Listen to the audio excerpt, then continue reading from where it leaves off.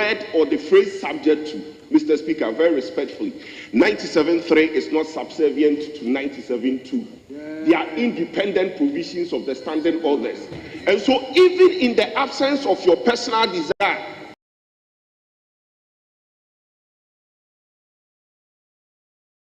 very respectfully, Mr. Speaker, the personal desire of a member may require that you give that explanatory statement. The desire of the House may also require that you give that explanatory statement. Very respectfully. So the statement by the first Deputy Speaker is clearly misconceived, Mr. Speaker.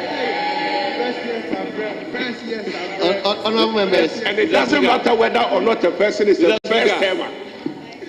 Mr. Speaker, with all due respect, it is trite learning that when interpreting a provision, the provision must be read as a whole. Mr. Speaker, reading Order 97 as a whole, there is an option for the presenter of the paper to give a short explanation. There is also an option that in the absence of a voluntary explanation, short explanation, the House or a member may request the presenter to give a short explanation. That is what Order 97, 2 and 3 is talking about. And Mr. Speaker, in this case, on my own volition, I have decided to give a short explanation after presenting my report. Having done that, it doesn't also presenting my paper. Having done that, it doesn't lie in the ambit of the House to call on me to give a short explanation that I have already given on my own volition. Mr. Speaker, this is the meaning that we can place on Standing Order 97. Mr. Speaker, I'm sorry to say that my friend should take his time and study the standing orders. To say that I am misconceived the clear explanation of the standing order that I am giving is misconceived. Mr. Speaker, the least said about it, the better.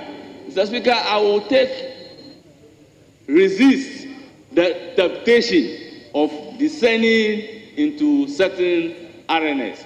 Mr. Speaker, I have been in this House for a long time, and I think I should put up a conduct that is worthy and deserve to be emulated, particularly by the fresh members of Parliament. Mr. Speaker, I thank you so much for giving me the opportunity.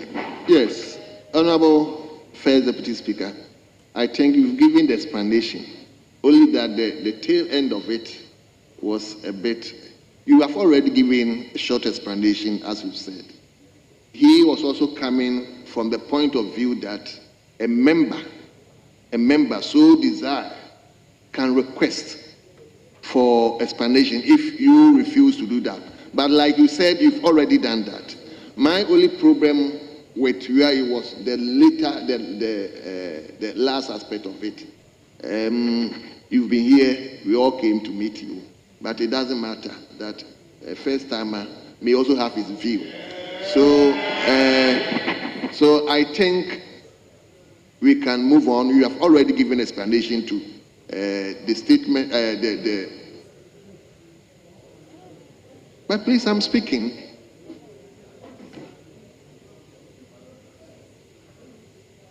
Yes, I'm speaking. So what I'm saying is, with respect to Order 97, the first Deputy Speaker has already crossed that hurdle. He gave short explanation to it. So I think that one is. So let me, Honourable Dafiamepo, let me hear you briefly, and then I come to it and you move. Speaker, very, very grateful. Speaker, this is a house of records, procedure and rules. Indeed, my brother, upon the submission by the chair of the Appointments Committee and the first Deputy Speaker insisted that he appropriately invoked 97.3. And the issue is that I was hoping he would have submitted forcefully that there's no evidence of that brief explanatory memorandum being given. I was hoping that he would have insisted that there's no such evidence before the House. But the chairman of the committee insisted that in invoking 97.2, he elected to give that short explanatory explanation in respect of the memorandum. So I think the issue is about what will constitute that brief explanation or short explanation. It's up to this House to decide. But whatever it is, once he submits that as part of his presentation, the short explanation has been given, then my brother should accede that then 97.2 has been satisfied. So there will be no need to now invoke 97.3. It is when 2 has not been complied with that you invoke 3, with all due respect to him. I thank you for the opportunity. Thank you very much. Yes. Honorable Minority Leader. Mr. Speaker, I have followed the discussions on the floor. I respected senior at the bar, the first Deputy Speaker. He's done 23 years or more at the bar. His law is solid. His courtroom practice comes with excellence. I respect his views. I believe that sometimes when we are young, our approach may not be the way the elderly would want to approach things.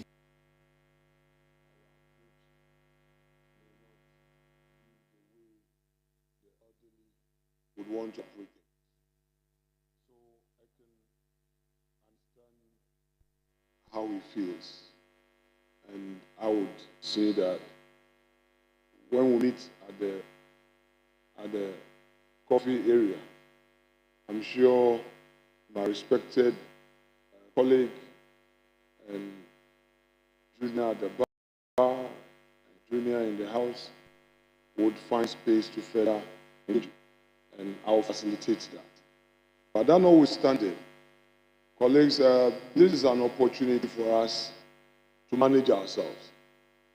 Best practices will require that where you hold a different view, you make a forceful submission and use the word or the phrase, I disagree, with respect. So you never say somebody is wrong when it comes to a debate. But Mr. Speaker, this matter was brought to the fore by our respected colleague, Kojo Opongoma, this morning, which is good. It's been a good teaser. And I'm happy it's been explored.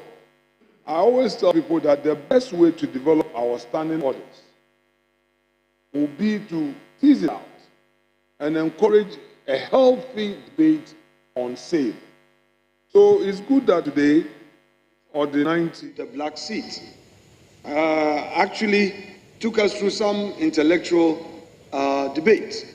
And I nicely chickened out when I realized that my arguments were very weak, and I found a way to invoke jurisprudence, Mr. Speaker. You know how we survive when things are difficult, so I was going around and all. But anyway, that's the beauty of democracy. So I'm sure Honorable Ahiafo, our respected colleague, Bafo, has taken a cue.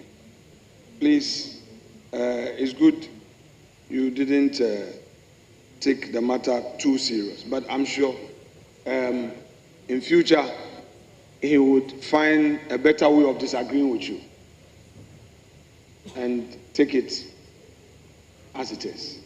Forgive and forget. Is that okay? Yes. So you take it that it's misconceived, it's withdrawn, and in its place the appropriate phrase is that he disagrees with you. Mr. Speaker, I shall... Thank you very much. Honorable members, I hope the reports have been distributed. Have the reports been distributed? Very well. If the reports are yet to be distributed, honorable members,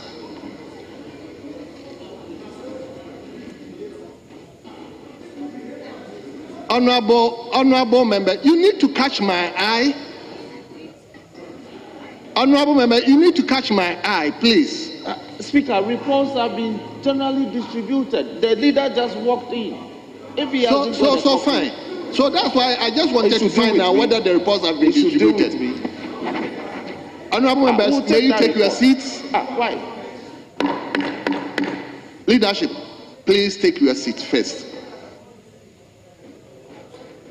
Please, leadership, you help the chair to manage the House.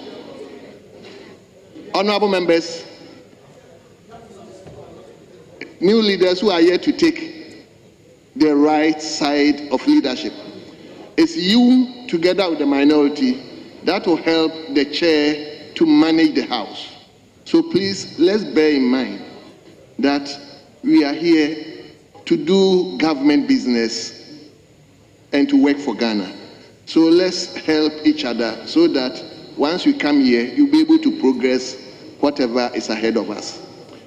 But before I will invite any member to speak, kindly allow me to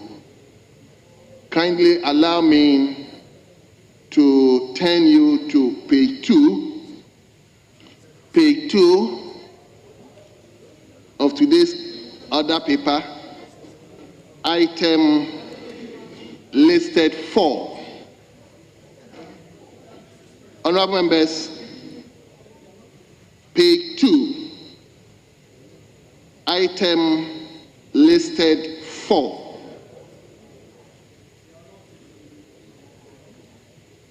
Message from the President. We have received a message from the Presidency, of which message I'm going to read to the House. Nomination of ministers for parliamentary approval. In accordance with Article 78(1) and 2561 of the Constitution of the Republic of Ghana, 1992, I submit through you, Mr. Speaker, to Parliament for your prior approval the names of persons attached hereto I intend to appoint as ministers. The nominees' credentials and records of service demonstrate their competence to support the government's agenda and serve the people of Ghana effectively. Attached are their curriculum vitae and supporting documents for vetting. I trust that Parliament will expedite the approval process in accordance with constitutional requirements. Accept, Mr. Speaker, the assurance of my highest consideration. Signed, John Dramani Mahama, the President of the Republic of Ghana. And it was addressed to the Speaker of Parliament, and the names are regional ministers: Pozin Charles Ruanga for Upper West Region, Joseph Ade Akwabua for Bono Region, Francis Owusu Entry for Bono East Region. For the Ministers of States, we have Dr. Edward Kofi Omane Boama for Ministry of Defense, Honorable Samuel Nati George, MP, for Ministry of Communication, Digital Technology and Innovations. Honorable Emmanuel Ama Kufibua, MP, Ministry of Lands and Natural Resources. Honorable Kofi Ide Adams, MP, Ministry of Sports and Recreation. Honorable Abdul Rashid H. Pelpo, MP, Ministry of Labor, Jobs and Employment. Honorable Kwabena Minta Akando, MP, Ministry of Health.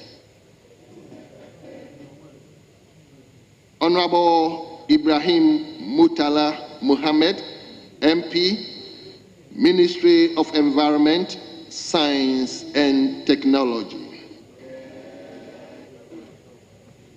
Honorable Joseph Bukali Nipe, MP, Ministry of Transport. Honorable Muntaka Mohammed Mubarak, MP, Ministry of Interior. Honorable Samuel Okujeto Abrakwa, MP, Ministry of Foreign Affairs.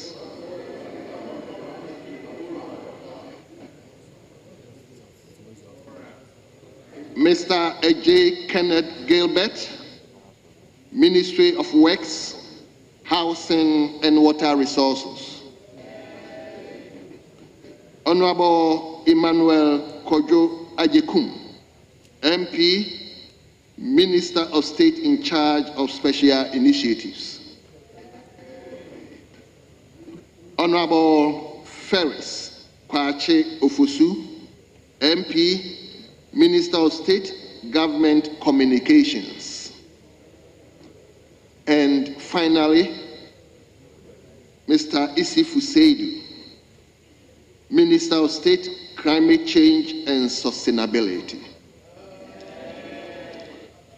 The list is accordingly referred to the Appointment Committee for consideration and report.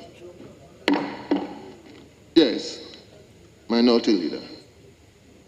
Thank you, Mr. Speaker. Mr. Speaker, we appreciate the step taken by you to bring to the attention of the House this communication from His Excellency the President, particularly so when same was signed by him. We note that quite a number of the appointees, the nominees, are from Parliament, and we therefore appreciate the work of this chamber.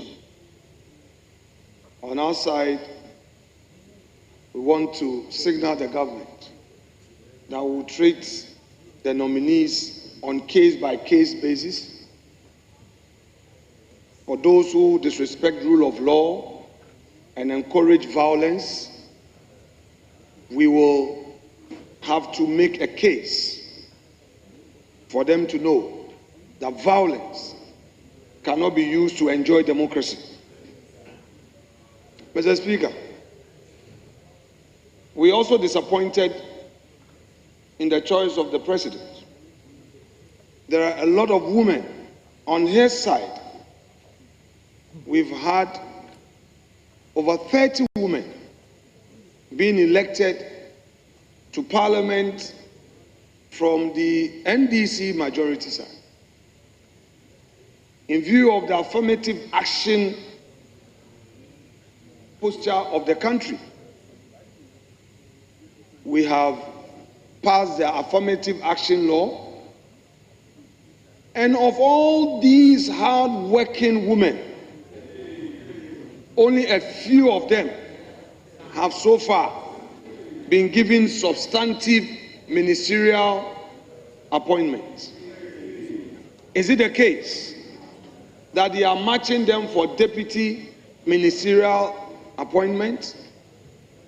That is not right. Our women cannot be second-class appointees. Mr. President must demonstrate his belief in the capacity, the capability, and the competences of our women. And he must demonstrate that. The Nana Akufo-Addo government demonstrated that women have equal capacity as men, and he demonstrated that. He did that in all his appointments, and the records are out there for all to see. Mr. Speaker, this is Greater Accra. This is Greater Accra. A government should have a representation of all shades of opinion. All stakeholders must find space in a government. In this government, we are not seeing indigenous guns in this government. Yes, we are not seeing. We are not seeing sufficient indigenous gun adangwes Leader. in this government. Leader. Hold on. Oh, very well, Mr. Speaker. On a point of order. Yeah. Okay. Speaker, Yes. I rise on a point of order that the minority leader, I'm an authority on the rules of parliament. Mr. Okay, Speaker, Honorable Dafiamapo. Mr. Speaker, Honorable Dafiamapo, Mr. Speaker, if you are the authority, then give us the order. Mr. Speaker, with all due respect. I was just Mr. overlooking Speaker, with all due respect. what this side was saying. Mr. But Speaker, if you Mr. say Speaker, you are I rise on a point of order in terms of misinformation. no, the point Mr. is Speaker, Mr. Speaker, Nelson. on the matter that Nelson. on the matter, Mr. Speaker, Honorable Nelson. Mr. Speaker, on the matter that the Honorable tangent the Dafiamapo. minority leader is taking, it's a very dangerous one. Honorable leader. You rise and you speak about tribalism. Honorable Mr. Speaker.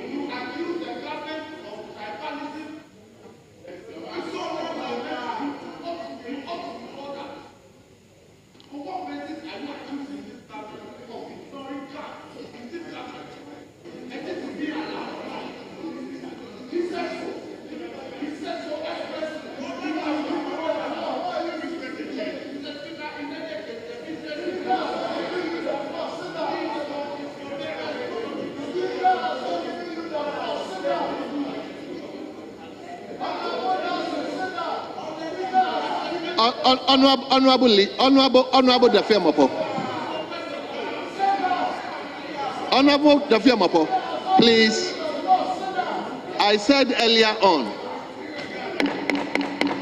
Honorable Dafiamapo, I said earlier on that it is the leadership that will help the chair to manage the house. So if you are speaking and I want you to hold on and you didn't listen to me, then I find it a bit problematic. Because minority leader was speaking, you rose up. I just saw you. I asked him to stop. So if you're also speaking, and for whatever reason I'm asking you to hold on, you should also respect the chair.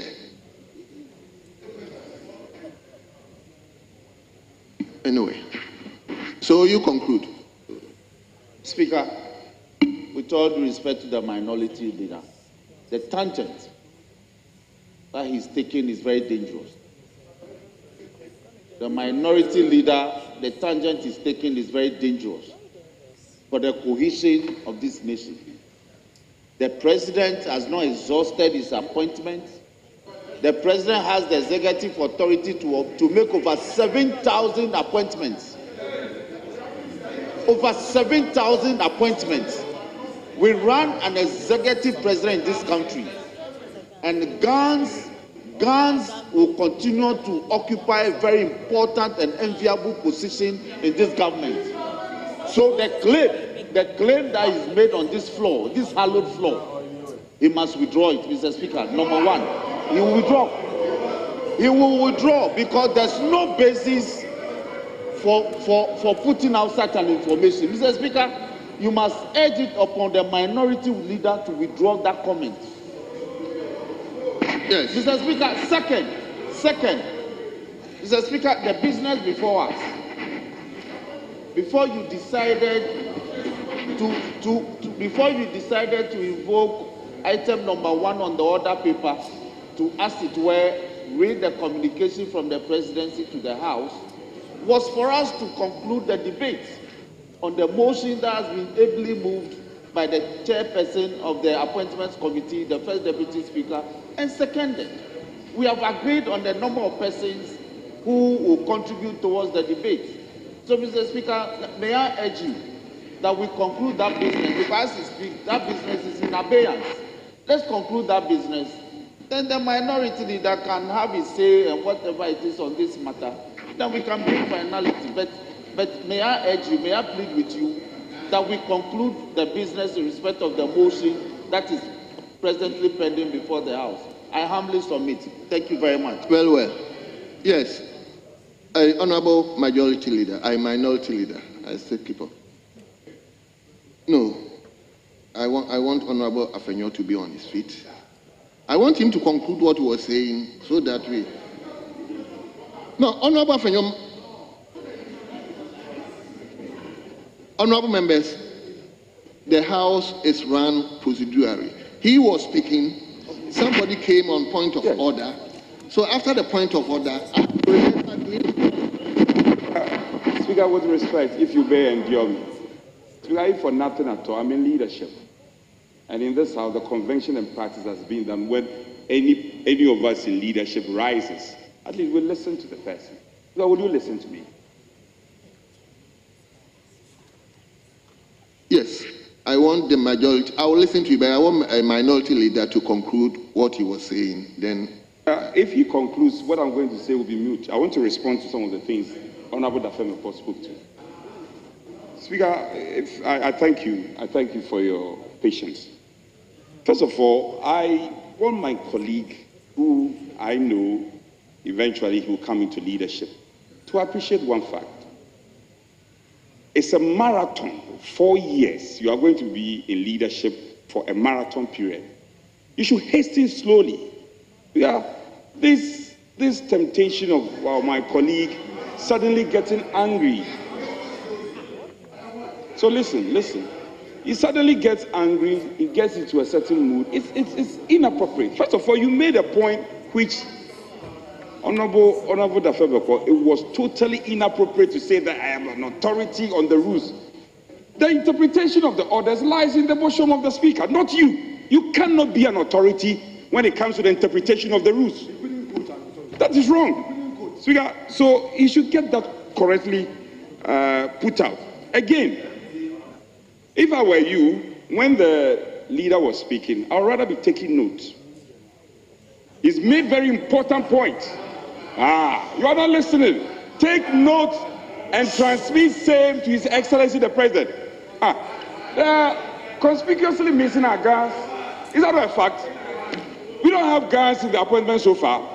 How many airways are there featuring in the appointment names that are put out so far? You should take note and communicate same to His Excellency the President to make amends.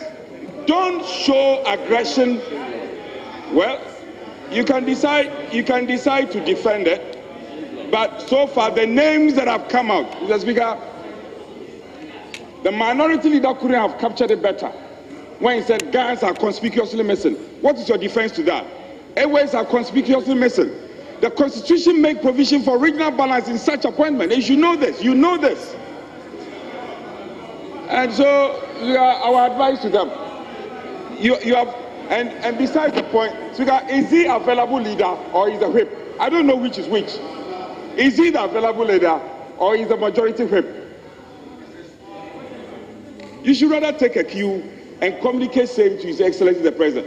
Honorable, what is it? Madina, sit down, sit down, sit down, sit down, sit down. He's obviously seeking attention for His Excellency the President to see you. You have lost out on the selection. What do you want to say? You have lost out. Sit down. You have lost out. The names are out. The guys have lost out. The airways have lost out. You should be communicating this with His Excellency the President, not defending it. What are you going to say? Stop defending it. It's wrong. Honorable members, honorable members, honorable members, we can take things lightly. At times, if you are not careful, we can also instigate certain actions. I think it is the prerogative of the president to nominate ASA, and I know the Constitution also enjoins him to at least be guided with regional balance. I believe he might be doing that. I have personally not checked with the names, but if minority leader sees, you have checked. So, honorable member, let him finish so that we can go to the substantive matter. Because these are all, let's minority leader finishes so that we can go to the substantive matter of the second appointment committee's report. Please, minority leader, please finish it up for us. Mr. Speaker, thank you very much. Mr. Speaker,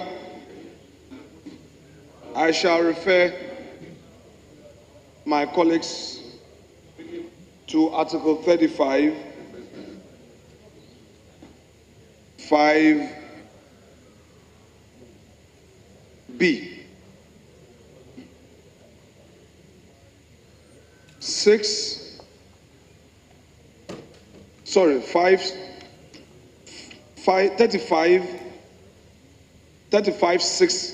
6B of the Constitution, 35(6)B. Quote, towards the achievement of the objectives stated in clause 5 of this article, the state shall take appropriate measures to achieve reasonable regional and gender balance in recruitment and appointment of public officers. The state and its government is headed by the president, who alone has executive powers of state. If you read Article 58 of the Constitution,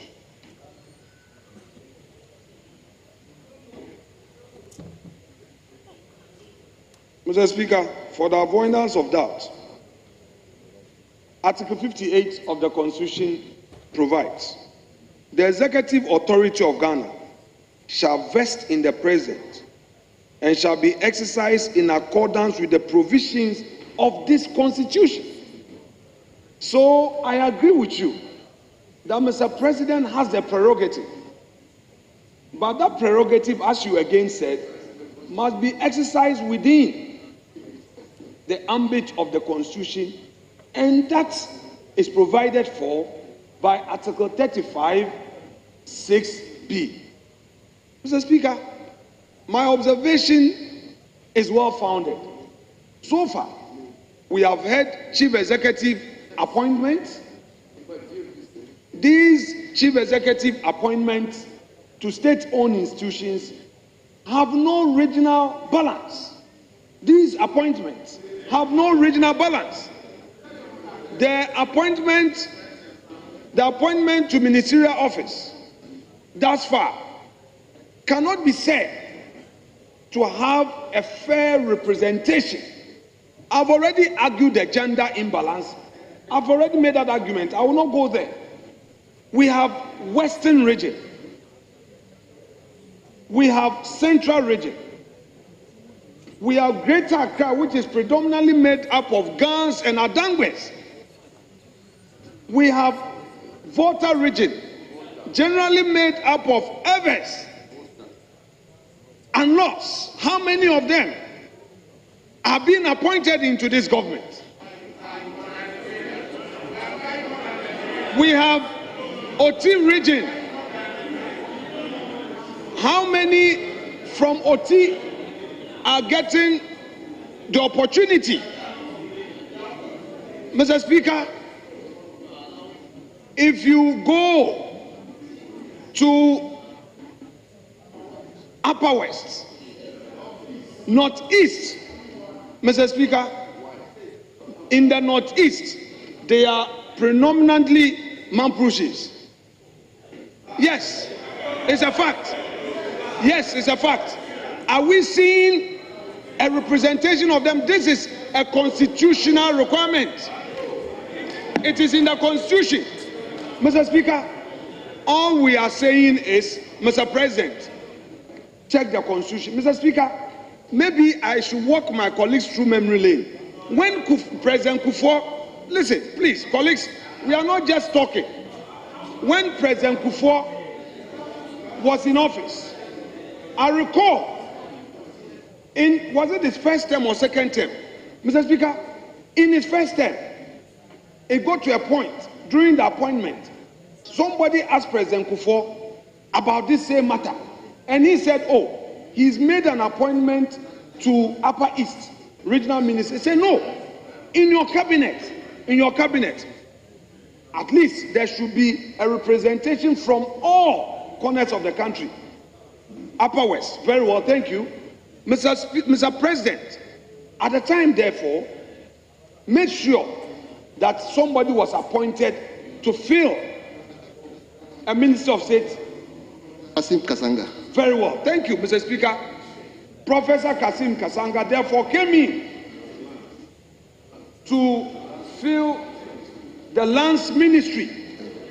Our friends should listen. You have come into government. Any useful comment you oppose, you are behaving as though you are in opposition. Please listen to us. At least when you first made that first mistake of letting a secretary to president write to us, and we corrected. Now today, Mr. President himself is writing. Mr. Speaker, I would plead with my colleagues that when we make comments, they should convey to the presidency. Honorable Dafemeko is now telling us that Mr. President has up to 7,000 appointees to appoint. He says Mr. President has 7,000. Really? So it is no more 60 appointees. Now you are saying, you are telling us that 7,000. So you are going to appoint 7,000 Honorable leader. Soldiers. Thank you. You've made your point. Let me conclude. He is now saying that we should wait. Early days yet. The president is going to appoint 7,000 people. So that we are going to have 7,000 appointees. That is what you are telling us. Mr. Speaker, if that is true, then we'll wait. We'll wait for the 7,000 appointees to come, and then we'll now assess them on whether or not there is a true balance. Because I am looking forward to seeing Ewes, Ga Adangwes. Thank you, looking forward to seeing more Kusasis and Mamprushis, Konjes, Dagombes in this government. I want to see more of them. We don't want one-way appointments. Thank you, leader. It should be constitutional. Thank you so much, sir. Well. Let me give it to Comfort. Do you? Thank you, Mr. Speaker, for the opportunity. Mr. Speaker, we have government business to do, but I will respond to this gender and Gadangwe issue. Because when it comes to gender, His Excellency John Dramani Mahama is the best that you can clap for. Because when he was starting, he started with a woman as his vice president. And the woman is there to fight for women and hold the door for women to pass through. Mr. Speaker, His Excellency John Dramani Mahama promised 60 ministers, and he's supposed to take 50% of the ministers from this chamber. More than 50%. More than 50 from this chamber. Yes. And we have 16 regions. So if even one region is giving two, it will be 32. So if every region is giving 2, and he has given Greater Accra 2, he has not finished with his appointment yet. What is the big deal? Because Honorable Sam George is Dangbe. Honorable Namomo is a Ga.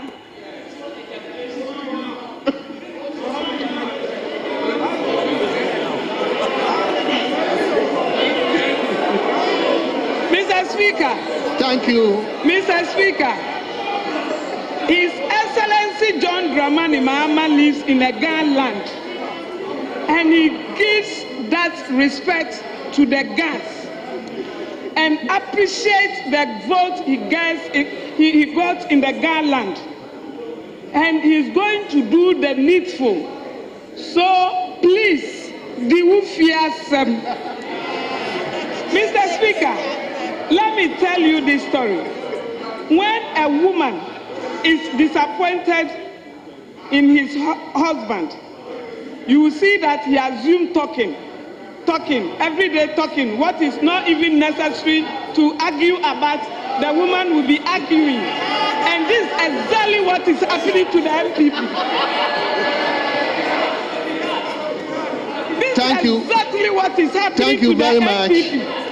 Thank you. Please allow government business to flow. Thank you. We have the second batch of the nominees to appoint.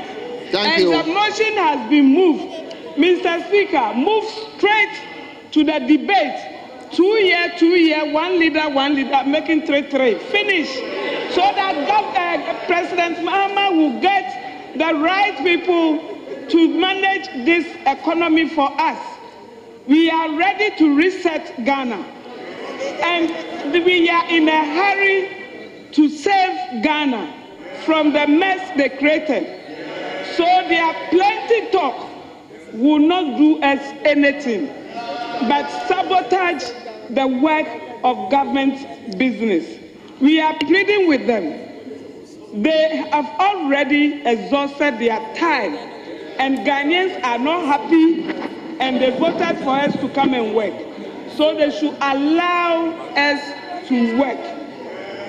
Mr. Speaker, second issue. Any first deputy speaker, second deputy speaker, we carry them along in this chamber. Mr. First Deputy Speaker, who is Honorable Ahiafo, has been in this house for the past 12 years, has helped the MPP government with their laws, their bills, and he has done a lot to support them. And all this while, we have been carrying all their first deputy, second deputy speakers along. If he has been well trained and respect each and every one in this chamber, doesn't mean we should take his respectful for granted. Mr. Speaker, they should respect his leadership. They should respect his leadership. Today, I'm not happy at all because ever since he became the first deputy speaker, all their plans is they will take advantage of his respectfulness, and then yes, that's exactly what they are doing. Leader. If he has been well trained, doesn't mean they should take advantage of that and disrespect him. That's one to do with. Thank you, Mr. Speaker. Leader, I think the first deputy speaker is fortified enough to go through this. It's part Mr. of Speaker, the game. they should stop harassing him. They always want to harass him. They should stop it. The harassment they should stop it. is for all of us. Will not take it. So, they should stop it because it will turn to another thing. They should stop it. The man is very, very respectful person in this chamber. Honorable Comfort, do you? Like I'm saying, Honorable Bernard Ahiafo, he has what it takes to go through this. So, I mean, he's fortified enough to, so, I mean, let's take this as part of the game. Yes, honorable member for Asante Ashem Central. Mr. Speaker, I'm grateful. Mr. Speaker, accept that I rise to ask from the chair for direction. Mr. Speaker, I know there was communication from the president, and the leader got up to make a comment on that. So, Speaker, I'm realizing that we are doing a debate on this, and I'll be very grateful if the chair will direct where we are. This should not generate into a heated debate, and I think the comment that was made should not be, and in my view, should not be a harmful comment, and it wasn't harmful indeed, and it has generated into a debate, which should not be. So, Mr. Speaker, it's about time that we curtail this and move on. There are other things that we have to do, and I'll be grateful if we can proceed and end this debate. Thank you. Thank you very, very much. Honorable members, I think Honorable Anyime Dukulu has said the right thing. So we are moving on. Let's turn to page 3, item 12. Item 12, motion by the chairman of the committee.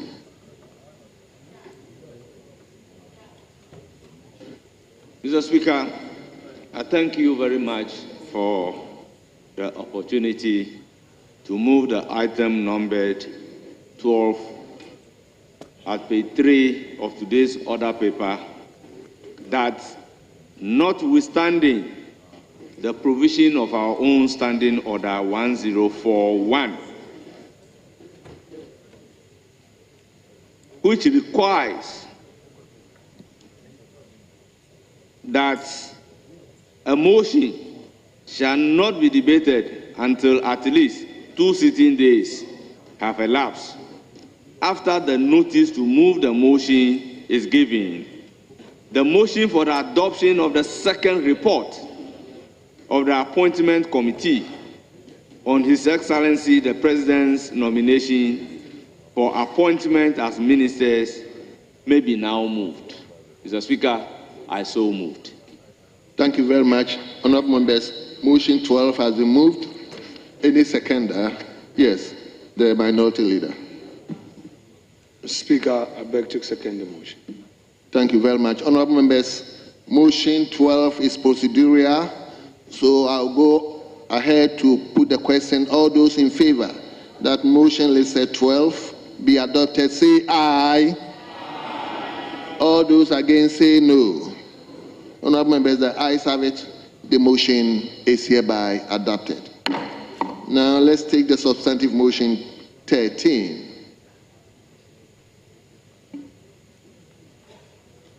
Right, Honorable Speaker, I rise to move the motion number 13 at page 3 of today's order paper, that this House adopt the second report of the Appointment Committee on His Excellency the President's nomination for appointment as ministers. And Mr. Speaker, in doing so, I present the committee's report.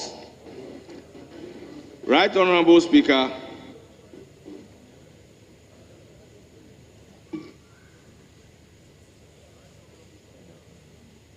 the President's nomination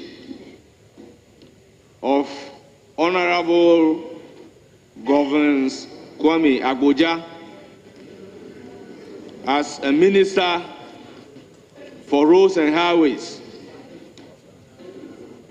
Honorable Haruna Idrisu, Minister responsible for Education, Honorable Eric Opoku, was referred to the committee responsible for appointment. Mr. Speaker, the committee, after due deliberations and vetting of the respective minister designates present this particular report to the House for consideration. And Mr. Speaker, I urge the House to adopt the report after further urging the Hansard Department to capture the entire report as having been read by me. Mr. Speaker, I then proceed to look at paragraph 7.0 of the report, that is the conclusion. Mr. Speaker, the committee, in accordance of the provisions of Article 78(1) of the 1992 Constitution of the Republic of Ghana and Standing Order 217, deliberated on the 3 ministerial nominations made by His Excellency the President of the Republic of Ghana. The nominees exhibited competence, extensive knowledge, and exceptional skills in addressing matters relevant to their respective ministries. The committee therefore recommends to the House by consensus, Mr. Speaker, consensus, unanimity, the adoption of its report and the approval of Honorable Kwame Governance Agboja as the Minister responsible for roads and highways. Mr. Speaker, Honorable Kwame Governance Agboja currently is the Majority Chief Whip. Mr. Speaker, we further recommend for adoption by the House Honorable Haruna Idrisu as Minister responsible for education. He was the former minority leader. And Mr. Speaker, finally, we recommend that the House approve Honorable Eric Opoku, who has been a long-standing ranking member on food and agriculture. Mr. Speaker, respectfully submitted. I thank you for the opportunity. Thank you very much. Honorable members, the motion has been moved and it's now for secondment. Yes. Honorable Member for Futu and the minority leader. Mr. Speaker, on this rising, I am to second the motion, and I'm doing so. I want to make some few observations. First, to commend the chair of the committee for his industry in seeing to it that we conduct this exercise. Mr. Speaker, the report of the committee is a 7-paragraph report with unnumbered pages. I shall start first with Honorable Haruna Idrisu. Mr. Speaker, Honorable Haruna Idrisu, an experienced member of the House, distinguished himself during the vetting process.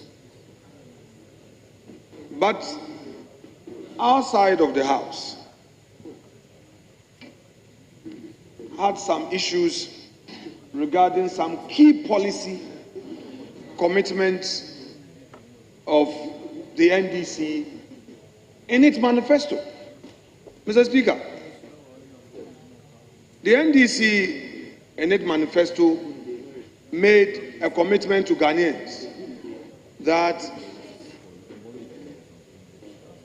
it was going to ensure free first-year tuition for our children going to the tertiary. So in other words, parents, upon hearing this, voted for them, thinking that if the NDC should assume office, the first year fees will be paid. Is this NDC government telling Ghanaians that there is a voice for taking votes and another voice for governing? That when they campaign, they say one thing, and when they govern, they say another? Mr. Speaker, what I was expecting the respected Honorable Harry Nedrisu to tell us was that the government was going to call for the total enrollment and order the universities not to levy the students or waive it, and government was going to reimburse the universities. What are we hearing? What are we hearing? That the parent should go and look for money and pay and apply for refund. Let it be heard here and now. We don't trust your government to do refund. This was the answer given to us during the hearing. The Honorable Harry Nedrisu said that students will receive refund when they apply. Mr. Speaker. Leader. Oh, is that the part we are going to go? I don't know. Mr. Speaker, is that the part? He has moved. I'm seconding. Is that the part we are going to go? Mr. Speaker, if you entertain these things will degenerate. Mr. Speaker, he has moved this motion. Mr. Speaker, he has moved this motion. He has an opportunity to wind up. All right. Honorable First Deputy Speaker. Okay. You move the motion. Please, let's indulge him so that, because we have to move. So, leader, move on. They so think they are in opposition, where everything they will get up and react. Please, Bojidi, patience. Mr. Speaker, we expected this government to have issued a directive to the universities that don't charge fees.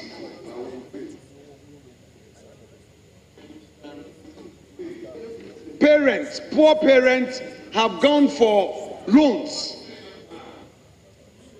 to pay school fees. Poor parents are struggling. Some people have their admission letters. There is no money. They cannot go. And you are telling them that you should pay, so we refund. What of those who will not get the means to go? What you are saying is that if they don't go, you won't pay. Mr. Speaker, is this another form of matriculation policy? Mr. Speaker, this is unacceptable. If the NDC government means business, that it is committed to a social intervention program, such as providing free tuition for first-year students, it should do so. And now, Mr. Speaker, the records of Hansard will testify that when the Akufo-Addo government came into office, free SHS policy was not deferred. Indeed, it was implemented there and now, the very academic year.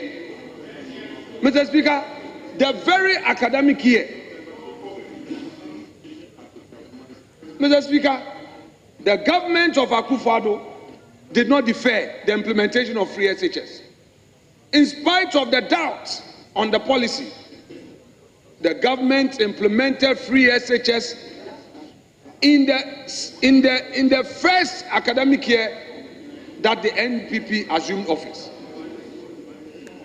Clearly, the MDC has no such commitment it is obvious that they misled the people of Ghana into believing that they would enjoy free tuition at the tertiary level for the first year. Mr. Speaker, what is happening is shameful. Parents are in pain. Parents are suffering.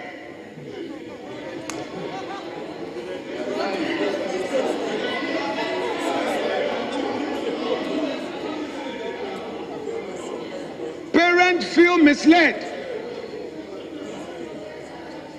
The university, Mr. Speaker, the university academic year started in January.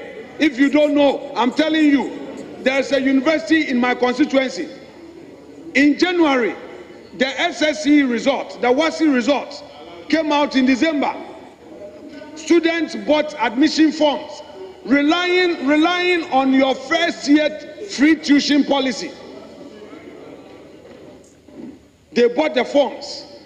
Mr. Speaker, I want this government to conduct a survey in all the universities, all the tertiary institutions.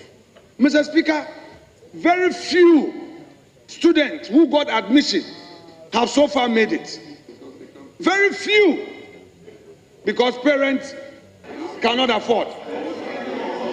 Because parents cannot pay.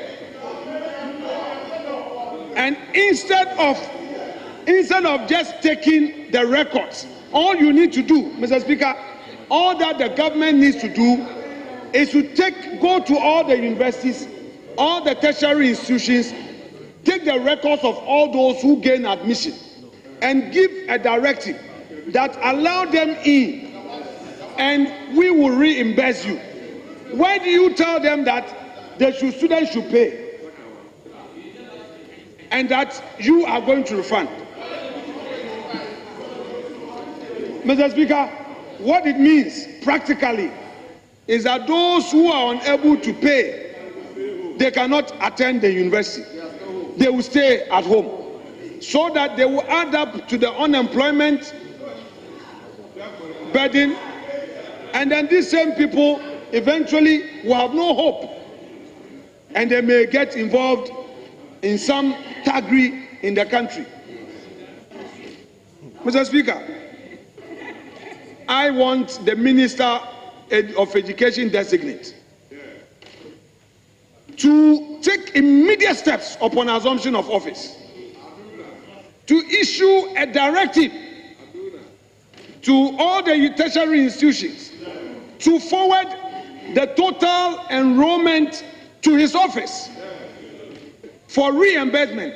That would be a true commitment that he is walking the talk. We will hold your feet to the fire. You think you just campaign, so you've gotten it on a silver platter. You will see. You say we are micro minority. You will see. You will see. With time, Ghanaians will see your true colors, and all of us will see your true colors. You will not have it free. We are going to ensure that we follow every single promise you made when you were on the campaign platform, promising. Today, you are in government. Mr. Speaker, the second point is feeding at our secondary schools. President John Dramani Mahama promised and said was scripted in their manifesto to the effect that they were now going to release money to the head teachers to buy the food items. We are looking forward to that. The nominee gave some answers. We don't want to see anything less. The president said the issue about buffer stock purchasing food items and distributing them to our schools, that policy was not helpful. So he would give the money directly so that they can buy the agbelema, they can buy the gari, they can buy the tuna and all. So, Honorable Education Minister nominee, if they swear you in tonight, tomorrow we expect you to be at the Ministry of Education. And we expect you again to implement this policy. No bend, no curve. You cannot move backwards on this matter. The head teachers are expectant. And then also, Mr. Speaker, the nominee promised that the many day schools will be converted into boarding facilities. He committed to that.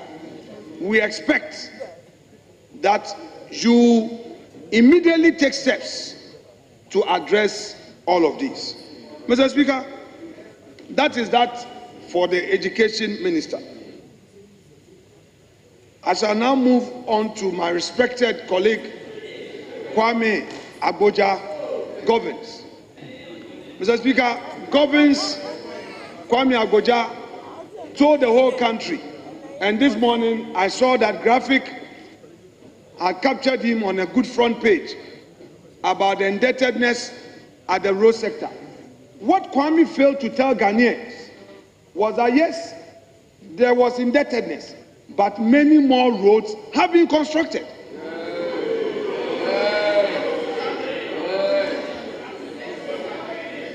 What he failed to tell Ghanaians was that the Akufo-Addo government made sure that many roads, especially the Eastern Corridor Road, which was abandoned, today travel within the city of Accra, Greater Accra. All of us, we are here in this city. We know how it is to travel, to drive through Greater Accra. We know. La Beach Road was initiated by the Akufo-Addo government. It was initiated, Honorable Member for La, respectfully. Let me debate. If for some reason our administration could not complete, we expect Mr. Agboja to take immediate steps. We want the La Beach Road to be constructed, and we are waiting for it. Mr. Speaker, we expect them to find the money to pay the many road constructors who have done government work. We do not want excuses. We don't want them to bring great MPP contractors and NDC contractors. We don't want discrimination. We expect them to do what is right in the road sector. And we are waiting on them on this issue of road tolls. They say that they are going to do digitalization. We were of the opinion that they will lessen the burden on Ghanaians when it comes to levies and taxes, because they are committed to it.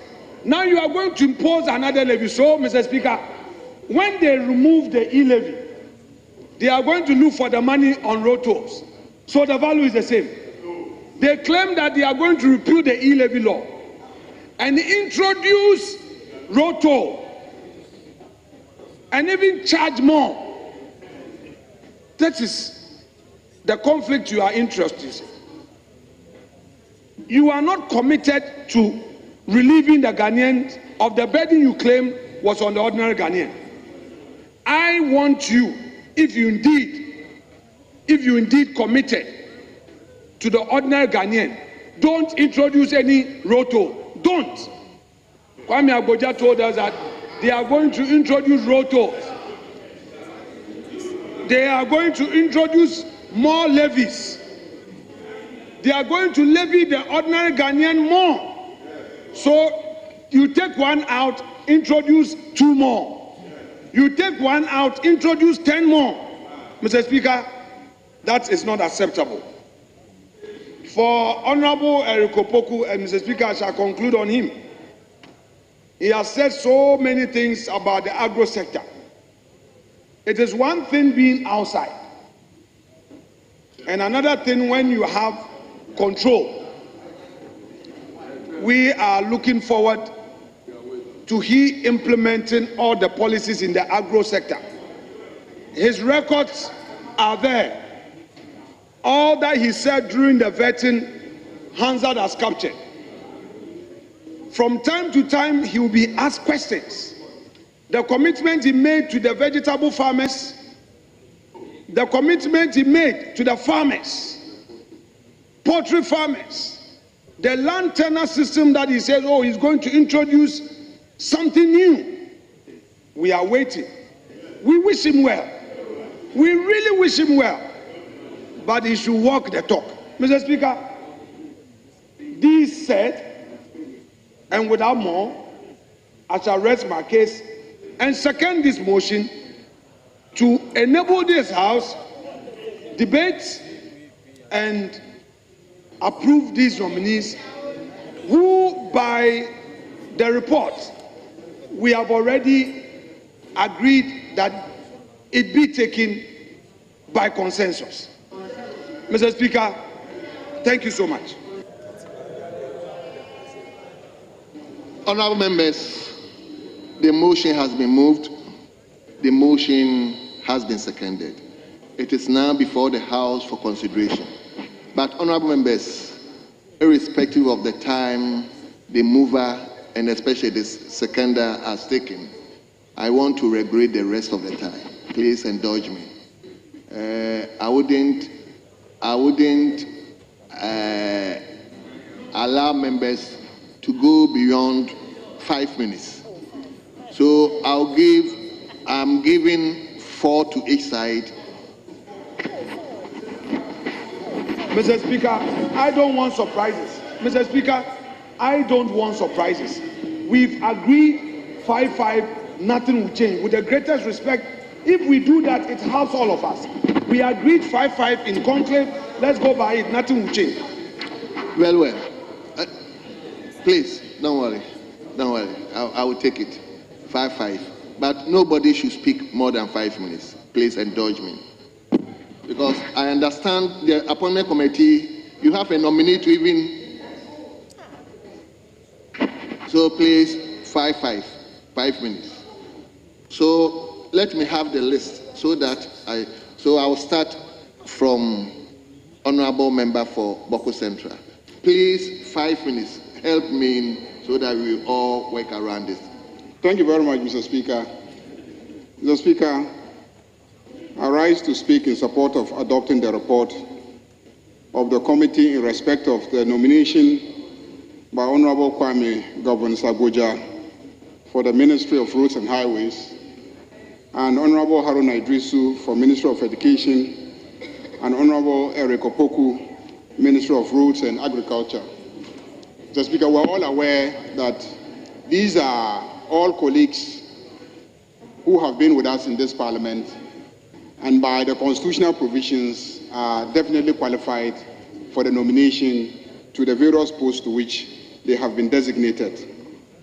Mr. Speaker, a lot has been said about the nominees, and in seconding the motion, the Honourable Minority Leader, who appears to have studied the manifesto of the NDC inside out, and who appears to have fallen in love with the manifesto and the promises of the NDC. Indeed, Mr. Speaker, as I listened to him, I'm wondering whether he didn't vote for the NDC. Mr. Speaker, he shows so much love for the promises that we made. And every day he commits himself and promises that he's going to ensure that the promises we made to the people are implemented. If he doesn't believe in those promises, I don't see why he is that committed to the implementation of those promises. So, Mr. Speaker, I am happy to observe that the Minority Leader has fallen in love with the promises made by the NDC. But let me assure him that we have started implementing the promises. I can tell him on authority that the President John Dramani Mahama has already transferred over 101 million cedis to the secondary schools to deal with the purchases that he's talking about. I can show you evidence. I can show you evidence of the transfer. I can show you evidence of the transfer. That His Excellency the President is dealing with the issues in secondary schools. He has directed that food that we had purchased to deal with some other problem, but because of the emergency involving secondary education, he has directed that the rice and the maize be distributed to them. So the schools don't have problem with food. They have enough food. And then in addition to distributing the food to the secondary schools, he has made direct transfers to secondary schools so that they can purchase ingredients that they need to provide food for the students. So we have started implementing the promises because we are people who keep to our promises. Just as we promised a lean government, and we are clearly implementing a lean government. We are promising equity in the distribution of appointments, and we are implementing equity in the distribution of appointments. Thank you. Begin to wind up for me. So, Mr. Speaker, we are not reneging on any of our promises. The Minister Designate for Education is needed at post to deal with the problem of the payment of fees by first-year tertiary education students. So if you approve him and he gets to the office, he will definitely deal with this particular issue, which is clearly a commitment that we have made in our manifesto. So, Mr. Speaker, on that note, I urge colleagues to adopt the report so that we can give approval to the President to swear in these ministers so that they can hurriedly address the question of the payment of first-year university fees. So, Right Honourable Speaker, I thank you very much for the opportunity. Thank you very, very much. Let me turn to Honourable Member for Bosomtwe, Honourable Educhu, the immediate past Minister for Education. Mr. Speaker, thank you for the opportunity. Mr. Speaker, beginning with the Minister for Agric, a distinguished member of this House, I want to wish him well as he proceeds to solve the various challenges that he has outlined and the promise to the cocoa farmers, the vegetable farmers, and all the other farmers. As my deputy the minority leader has said, we are waiting and we are watching. Mr. Speaker, Rose, our minister designate, Honorable Abuja is a distinguished member of this House. From the veteran, there are many things that he brought out that he was going to do. And I think it's a question of monitoring to make sure the promises made will be promises kept. Mr. Speaker, moving on to education, the minister designate said many things, of course, outlined his party's manifesto and pledging that the manifesto commitments will be delivered. Mr. Speaker, the issue of the fees for tertiary students, I think we've heard a lot about it. Look forward to a situation where universities will at least be encouraged to allow those students who applied to them with a hope that they will not have to pay the fees for the first year. Allow them to come in and not sit at home, because if they don't, they're going to lose their spot. And I think if this commitment is there, it's much, much easier on the parents if the government was to speak to the universities, asking them to give them grace and allow them to enter, and that their fees will be paid. I think it's a better option than closing admissions, shutting the door in the faces of those who thought it was going to be free and therefore applied, and telling them that go and look for money, and if you can look for money to pay, then we'll reimburse you and reimburse your parent. Mr. Speaker, in reading the manifesto of the NDC, private schools' participation in free secondary education. I'm waiting to see the fine details. Waiting to see the fine details as to how you abolish double track and keep pre-sec going. Abolish double track right now. All first-year students of pre-sec will have to be sent back home. First-year students of Pokuwa will have to go back home. So I'm looking forward to the details of the proposal. But Mr. Speaker, having said all that, I have confidence in the expertise and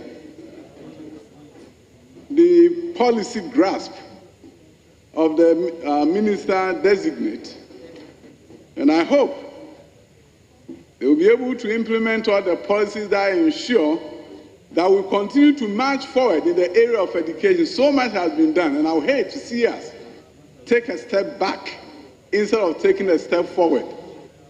So I look forward and expect that public school transformation will continue, that the middle class of Ghana, who are working so hard to find money to pay the fees of their children in private schools, that burden will be eased by creating quality public schools. We began a journey, and I hope that journey will be continued for the benefit of Ghanaians, to ensure that in our villages, leaking roofs will be replaced, and that will be able to create better learning environment for all children.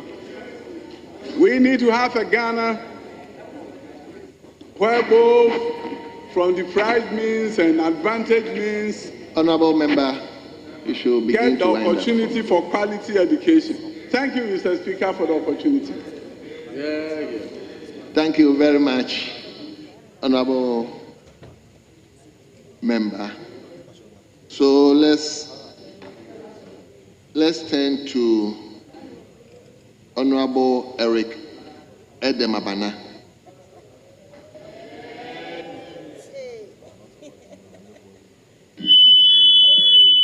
Thank you, Mr. Speaker, for the opportunity.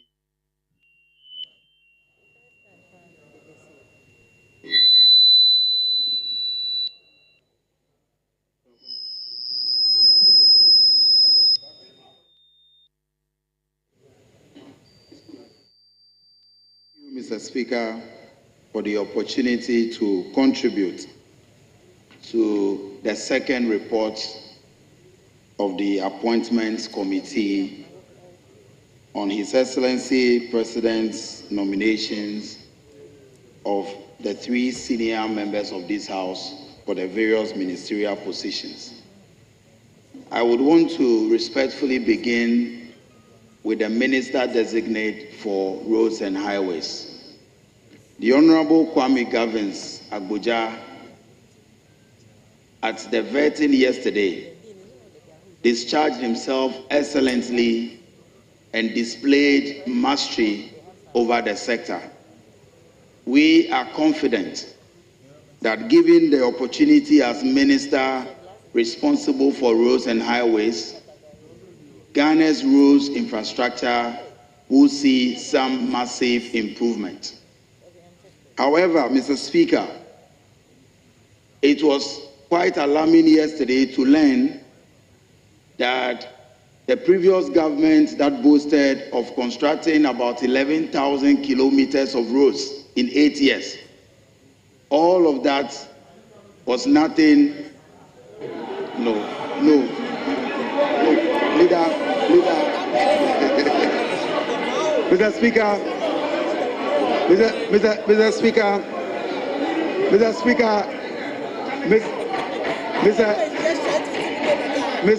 Speaker, it is important. Honorable Eric Edem Abena, I have the floor. Mr. Speaker, I would humbly plead with the minority leader to kindly allow me to continue. Mr. Speaker, the previous government made several claims about road infrastructure and the road networks that they constructed. But at the vetting yesterday, it was revealed that less than 700 kilometers of roads were actually constructed. And I think it is important for us to place these matters on record. I am confident that the Honorable Minister Designate, who was a very active ranking member on the sector in the previous Parliament, will be able to discharge his duties very well and ensure that all the road infrastructure that we promised the good people of Ghana, President Mohammed's government will see to these roads being constructed, especially the road from Denu to Ho, which also passes through my constituency and also passes through the constituency of the Minister Designate. I would want to plead with him to make that road a top priority in his ambitions for the sector. The second nominee happens to be the Honorable Haruna Idrisu, who has been a mentor and a big brother since his days as a student leader. He was National Youth Organizer of the NDC, and since his coming into this August House, we can all bear testimony to the fact that he is an excellent legislator, and all the times that he has held ministerial positions, we have seen how he discharges his duties effectively. I am confident that under his leadership as Minister for Education, the sector will see some real growth and improvement. Mr. Speaker, currently, the education sector is one of the most challenged in this country. As we speak today, one of the things that is of great concern to me as a young person and as an MP for a constituency that can be described as a rural constituency is the fact that there exists a huge gap between rural education and education in the urban centers. Mr. Speaker, I look forward to a day where children schooling in Gbegbekope Junior High School can make the same grades as children schooling in public schools here in Accra. I look forward to Honorable Haruna Idrisu leading the ministry to bridge that gap, especially, Mr. Speaker, learning that since 1992, he is the first Minister for Education from the northern sector. I believe that should serve as a motivation for us to do our best to bridge that gap. Mr. Speaker, in conclusion, in my concluding remarks, with regards to the Minister Designate for Agriculture, we all know the Honorable Eric Opoku. He has become not only an authority, but an institution on issues of agriculture. And he displayed that yesterday before the Appointments Committee. I believe that the agriculture sector will see some steady growth under his leadership. Mr. Speaker, the three nominees, I believe, constitute what we can properly describe as a solid team to move this country forward. Thank you. Thank you.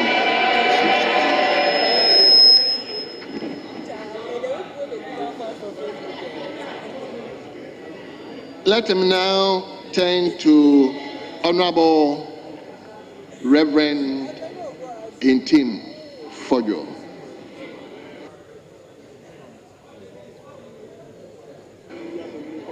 Thank you, Mr. Speaker. I rise to support the motion that this House adopts the second report of the Appointments Committee, and in so doing to congratulate all the nominees. I have every confidence in their ability to deliver, and they can rest assured on our support. In respect of the nominee for the Agric Ministry, it is our expectation that he will keep true to his commitment, that all the brilliant initiatives that he enumerated to the committee will actually translate to the reduction in food inflation.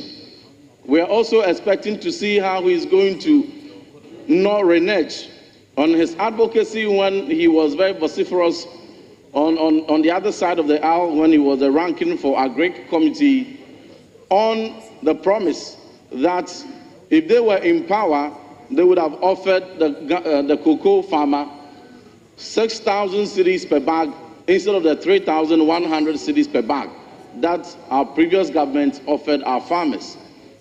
I wish him well in his endeavors.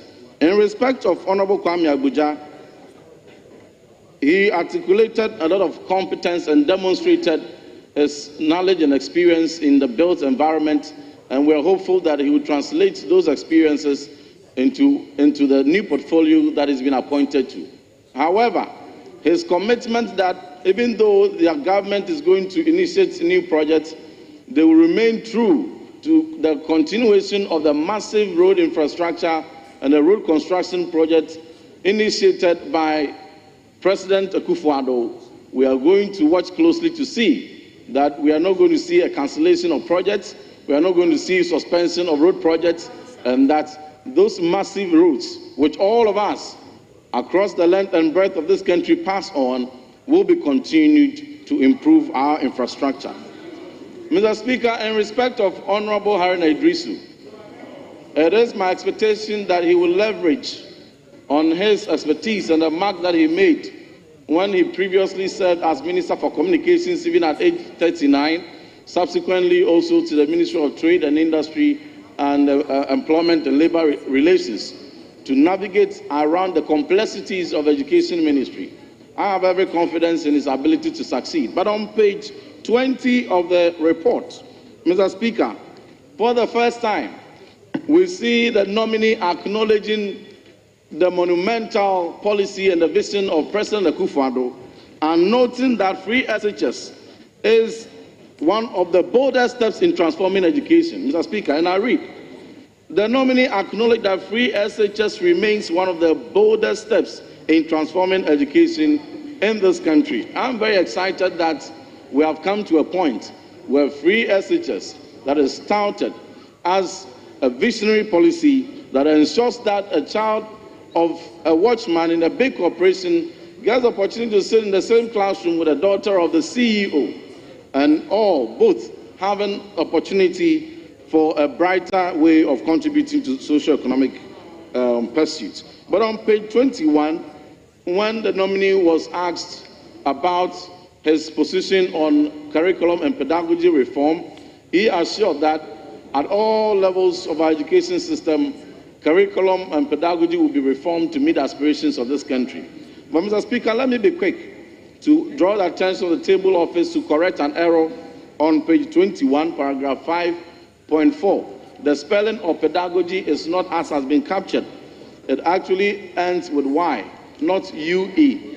Pedagogy does not end with UE, it ends with Y. And having noted that correction, we hope to see how Honorable Haruna Idrisu will come to sustain the gains we have made in education outcomes, to continue the sterling legacies left by Honorable Dr. Yauser Duchum and Honorable Matthew Poku Prempeh, to ensure we do not go back to the era where in 2015 only 2% of our peoples in this country had the ability to read, but rather we will improve from the 38% as of 2022, the outcome of the National Standardized Test, to a point where minimum 90% of our learners will be able to read. I thank you, Mr. Speaker. I thank you too. So it is now the turn of Honorable Lydia Lamisi. Lydia Lamisi Akanvaliba. But Lydia, hold on, give me 5 minutes.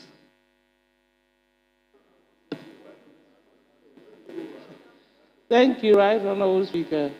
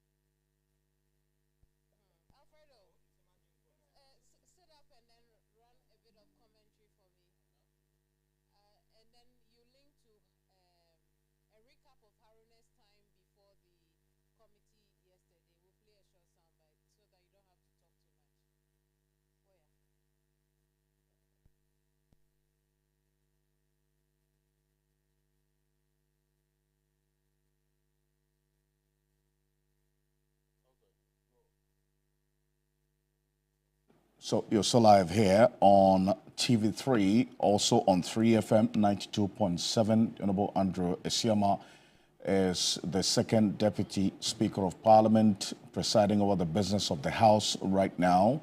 And we'll cross over back to Parliament now and hear exactly how proceedings will end today.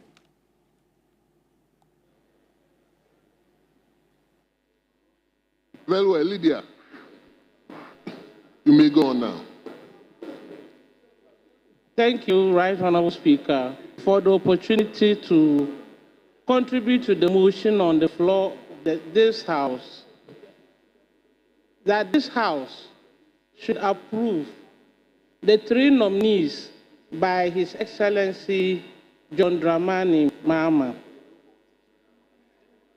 First of all, we want to thank the President for giving us people with the needed capabilities to take care of the various ministries that they have been appointed to. Starting with my brother, Honorable Kwame Abuja. With his wide range of experience in project management, infrastructure development, I believe that he is good for the job that he has been appointed to do. My only challenge in that sector is the debt of 1.5 billion Ghana cedis awaiting him. But I know that with collaboration with the Minister for Finance, he will be able to scale through to make sure that our roads are worked on. I know that the road from Bolaga to Plumakum is under construction. It has been there for the past 8 years. We were told that they have to readjust the contract. The contract has been readjusted, but the road has not been worked on. Traveling from Bolaga to my constituency would have taken me just 1 hour, but today I need about 2 hours, even more, to get to Timpani constituency. And I believe that with his experience, he's going to do a good job and complete that route for us. It will be difficult for me to talk about my senior brother, Honorable Haruna Druso. It is normal for a woman to say that my mentor is a woman, but for me, my mentor is a man. He acts as a mentor. I like his humility, with the fact that yesterday he was able to mention that he started his education from Kulikuli School. Those from the northern will understand what Kulikuli means. Kulikuli is a food made from granules. From that humble beginning, he has gotten to this level. It is just to tell us, especially the youth, that you can start from anywhere and even get to the place you want to be. Once you are determined, once you want to be where you want to be. The first time I met him was 2021 at Maros Hotel, when he told us on the 5th of January that a tortoise will ride an elephant. And we saw that happen. So I know that at the back of his mind, he can do things much more than we understand that he can do. And I believe that when we give him the nod this evening, he's going to move the educational ministry to a different level. He started politics not today, even from his school days. He became a youth president, became the national youth organizer for the party. He has handled so many ministries with a wide range of experience. And that makes it no doubt that Honorable Haruna can do a good job. And this country will see an improvement in our educational infrastructure, the learning and teaching materials, even to a fact that he himself understands what education is. I know that by the end of the 4 years, Ghana Education Service or Ghana, the Minister of Education, will be a different matter. as we speak today. Right Honorable Speaker, I can't end without mentioning Honorable Erikopoko. Yesterday, I liked the way he answered the question, what is he going to do about marginal people in land acquisition? I believe that in the rural constituency like mine, women have challenges in getting land to farm. What they usually do is that when they give the land to the men, a small place under the tree, then they'll say the woman should go and farm her onion, her pepper, or her own tomatoes.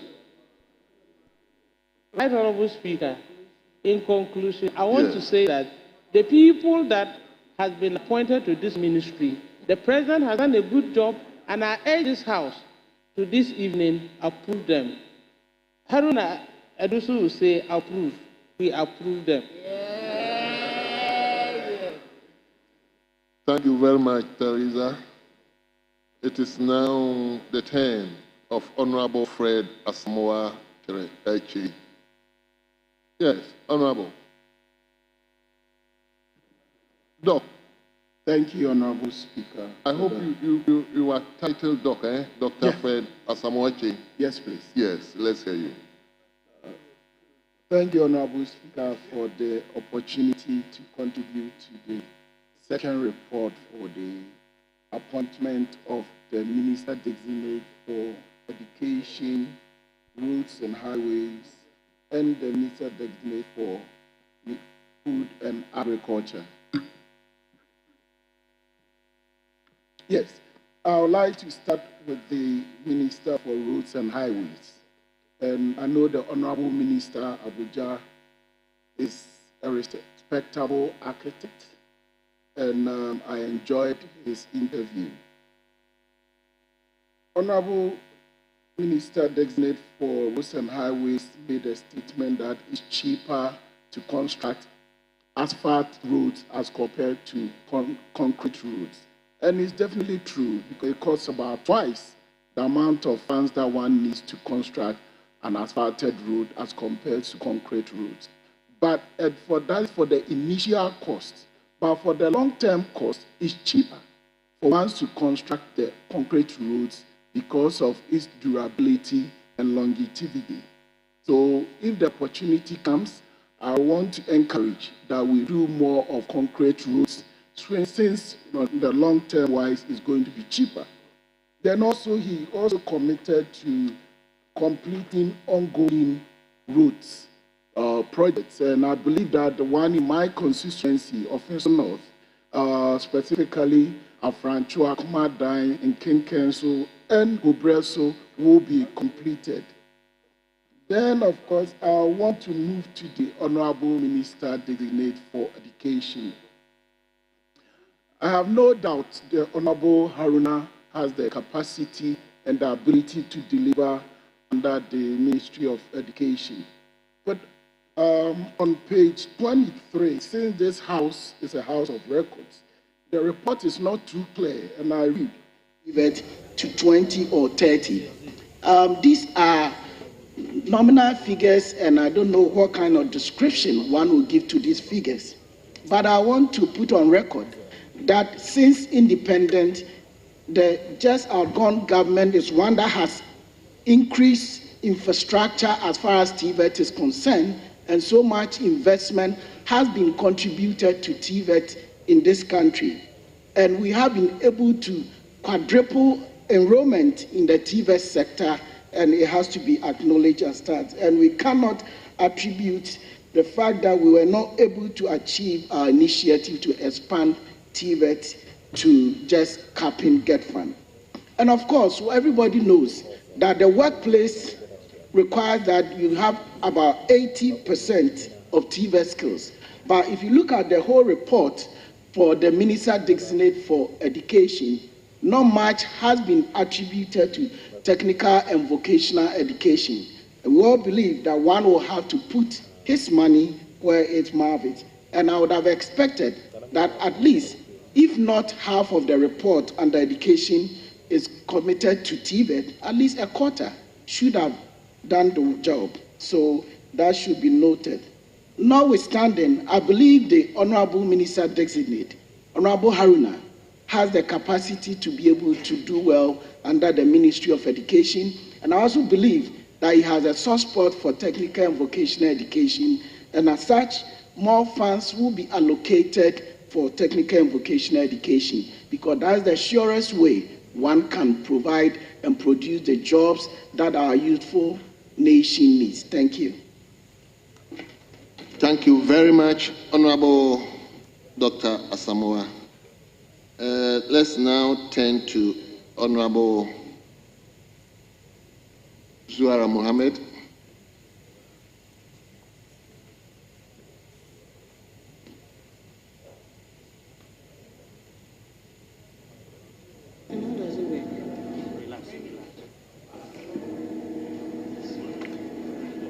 Thank you very much, Mr. Speaker. Thank you for the opportunity to contribute to the motion being considered on the floor.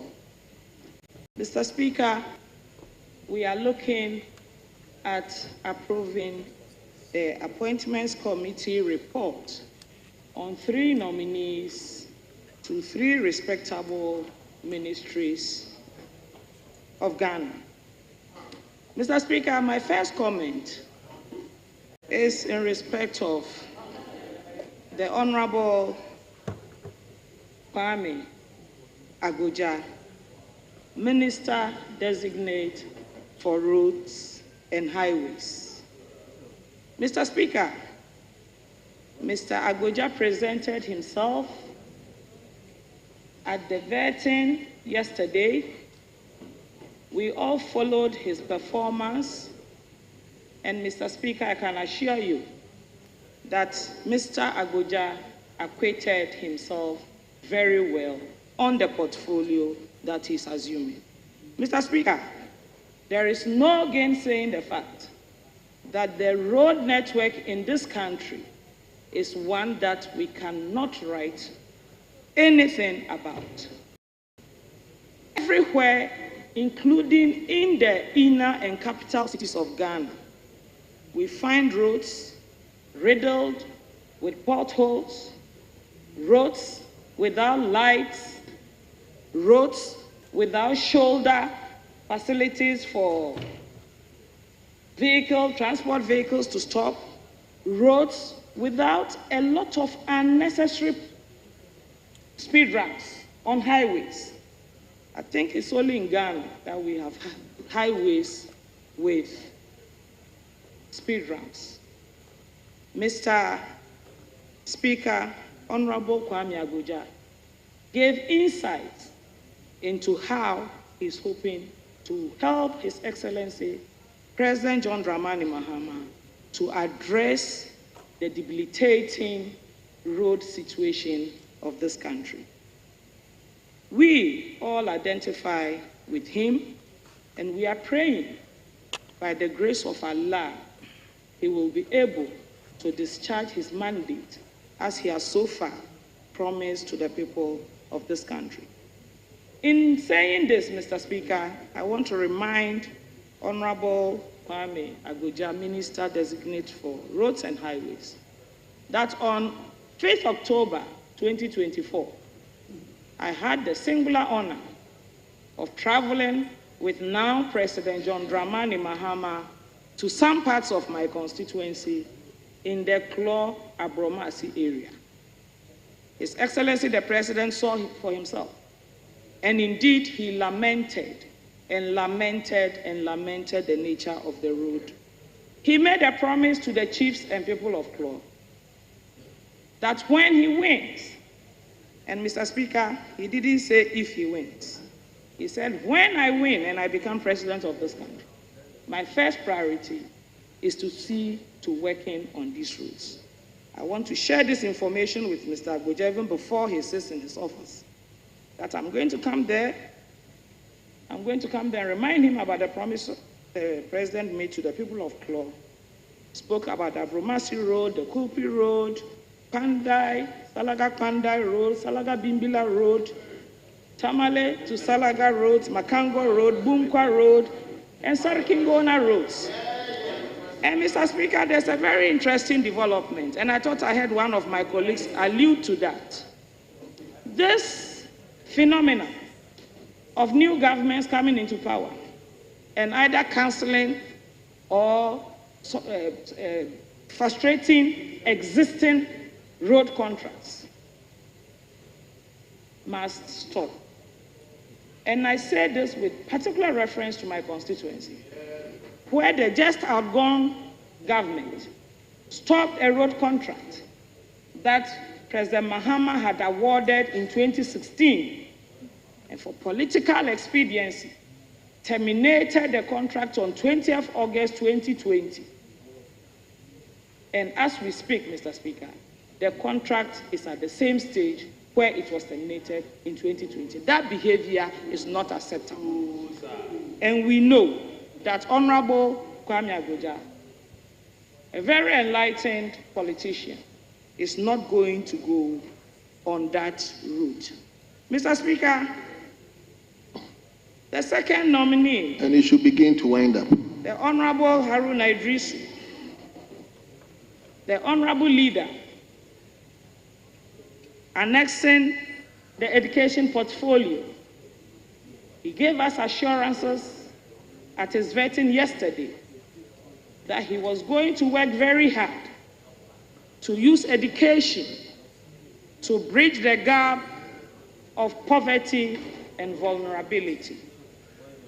All of us know the damage that poverty does to a nation, where people are exploited because they are vulnerable due to the lack of education. We are hopeful that, having experienced Honorable Haruna Idrisu's leadership, we feel very confident that he's going to be able to discharge in this portfolio. Mr. Speaker, before I sit down, thank you. Honorable Haruna Idrisu, I'm sure, will take steps to feed us with the right information regarding his sector. Thank you. And correct the misinformation.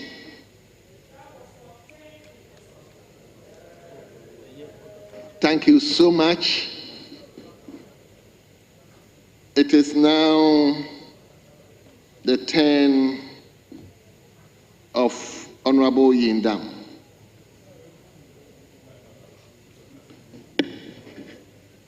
Thank you, Right Honorable Speaker, for this opportunity to also congratulate the three nominees who has been given the opportunity to serve in this ministry.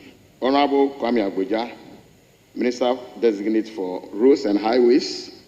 Honorable Haruna Idrisu, Minister Designate for Education. Honorable Eric Opoku, Minister Designate for Food and Agriculture.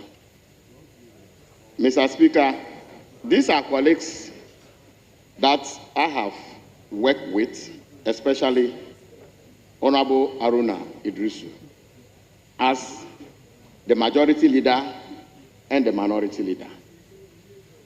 I know him very well. I don't doubt his ability to perform.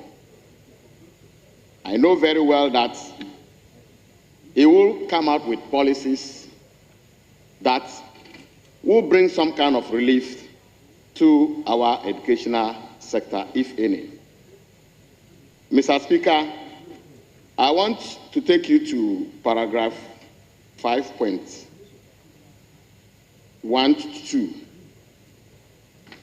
And it has to do with, Mr. Speaker, a question posed to him about the licentiate exams. Mr. Speaker, teaching is a very noble profession. And it's not for nothing that the former government has introduced this policy to differentiate between a professional teacher and non-professional teacher. But when a question was asked about his position, he stated clearly that they were going to look at the system, but eventually they think that that policy should not be maintained. I have a different view because in this country, almost all professions are practicing with licenses. So if you decide to abolish the teacher licensure exams, what will differentiate a professional teacher from a quack teacher? It is so important, Mr. Speaker. We should not just say that because we've gone out there to promise the people that when we get opportunity, we are going to abolish the licensure exams. Mr. Speaker, it's for a good reason. I'm not very sure that teachers will be happy that you just box them and there's no difference between a professional teacher and non-professional teacher. It's not a good thing. And I want to urge the minister to look at it very well. That policy is a very good policy. Mr. Speaker, let me talk about Honorable Kwame Agboja, the road minister. He also came out with some policies, especially where he said they are going to introduce the road tolls and they were going to employ the PWCs. Good idea. But Mr. Speaker, I will urge them that these PWCs that they are talking about, we will also follow closely to see the kind of employment they are going to give to these vulnerable individuals. It's a very important point. Now, Mr. Speaker, let me congratulate my brother Eric Opoku. But there's one thing I have realized, that when the finance minister was questioned about a proposal they have made to the cocoa farmers, clearly on this floor, they promised them that if they get opportunity, they were going to increase from 3,100 to 6,000. When the Minister of Finance was asked, he evaded that question. The same way when my good friend Eric Opoku was also asked, he also evaded that question. I don't know if they can be bold enough to tell the cocoa farmers that they've deceived them. Because it was clear that you promised them that when you get opportunity, you were going to move from 3,100 to 6,000. What is it that is holding you? My brother Mama Ayerga just told us how you have started fulfilling your promises. We expect you to fulfill this particular promise. Else, just be bold enough and let the cocoa farmers know that, unfortunately, you have come for their votes, but unfortunately, you are not able to give them what you have told them. On this note, Mr. Speaker, I want to urge this House to approve these nominees and give them the opportunity to come out with their policies. We, from this side, like we rightly said, we are prepared to support you. Come out with the best, and we'll support you. Thank you, Right Honorable Speaker. Thank you very much. I am going to take my last batch of contributors, but there's no way I can overlook my own uncle.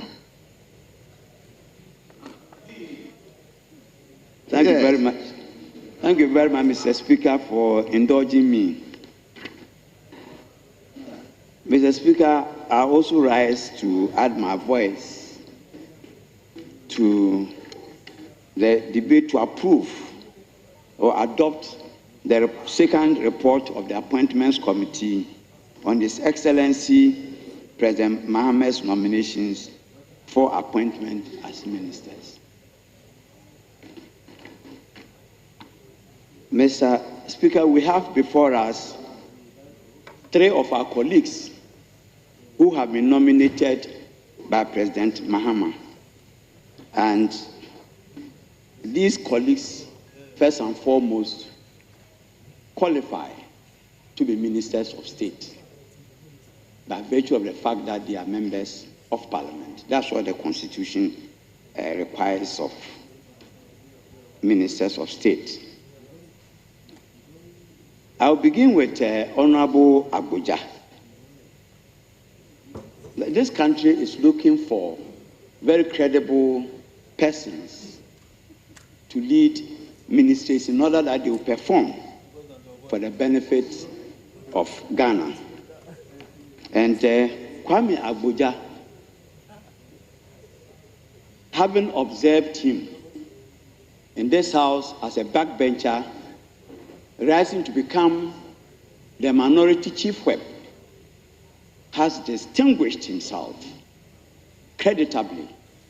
And I believe it is as a result of his performance that he courts the admiration of President Mahama and therefore nominated him as the Minister for Roads and Highways. I have a very firm conviction that Kwame Agboja will perform in this sector. Under his administration, members will be happy. Members from both sides will see massive road improvement in your constituencies. This is a very hard-working member of the House, and he has Parliament at heart. And having worked as a whip, who was responsible for the welfare of members of Parliament, carrying this sentiment into the ministry, certainly members will benefit from his appointment. Haruna, Honorable Haruna Idrisu, Mr. Speaker, a distinguished member of the House, affectionately called by some members leader, and some approved. Is a very hard-working young man. Mr. Speaker, this young man worked to me in the year 2004 in my house when NDC had lost elections. Then a very young person came and disclosed to me his intentions to contest the Tamale South constituency to become a member of Parliament. I had a pickup, I remember, and he requested for my pickup to travel to Tamale to announce to his constituency his intention to contest the elections in 2004. I could see victory in his face, and he is full of wisdom, knowledge, and very hard working. So I supported him to go. I am happy today. I feel so fulfilled that today,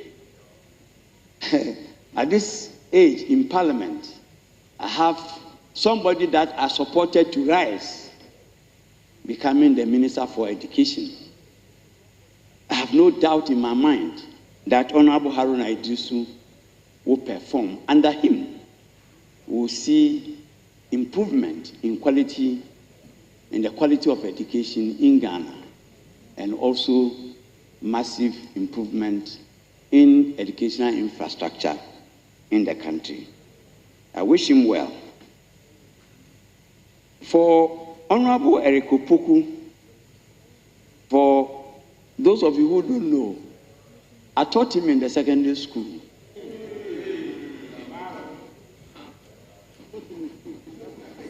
And I have my senior high school. You taught him as people teacher? As a teacher. And I have my secondary technical school then. And when he completed university, I was the chairman of the NDC in the Brown region. And he disclosed to me his intention to contest elections. I supported him to contest the Sunafo South constituency. And by the grace of Allah, he won that elections, came to Parliament, lived with me for 1 year in my house.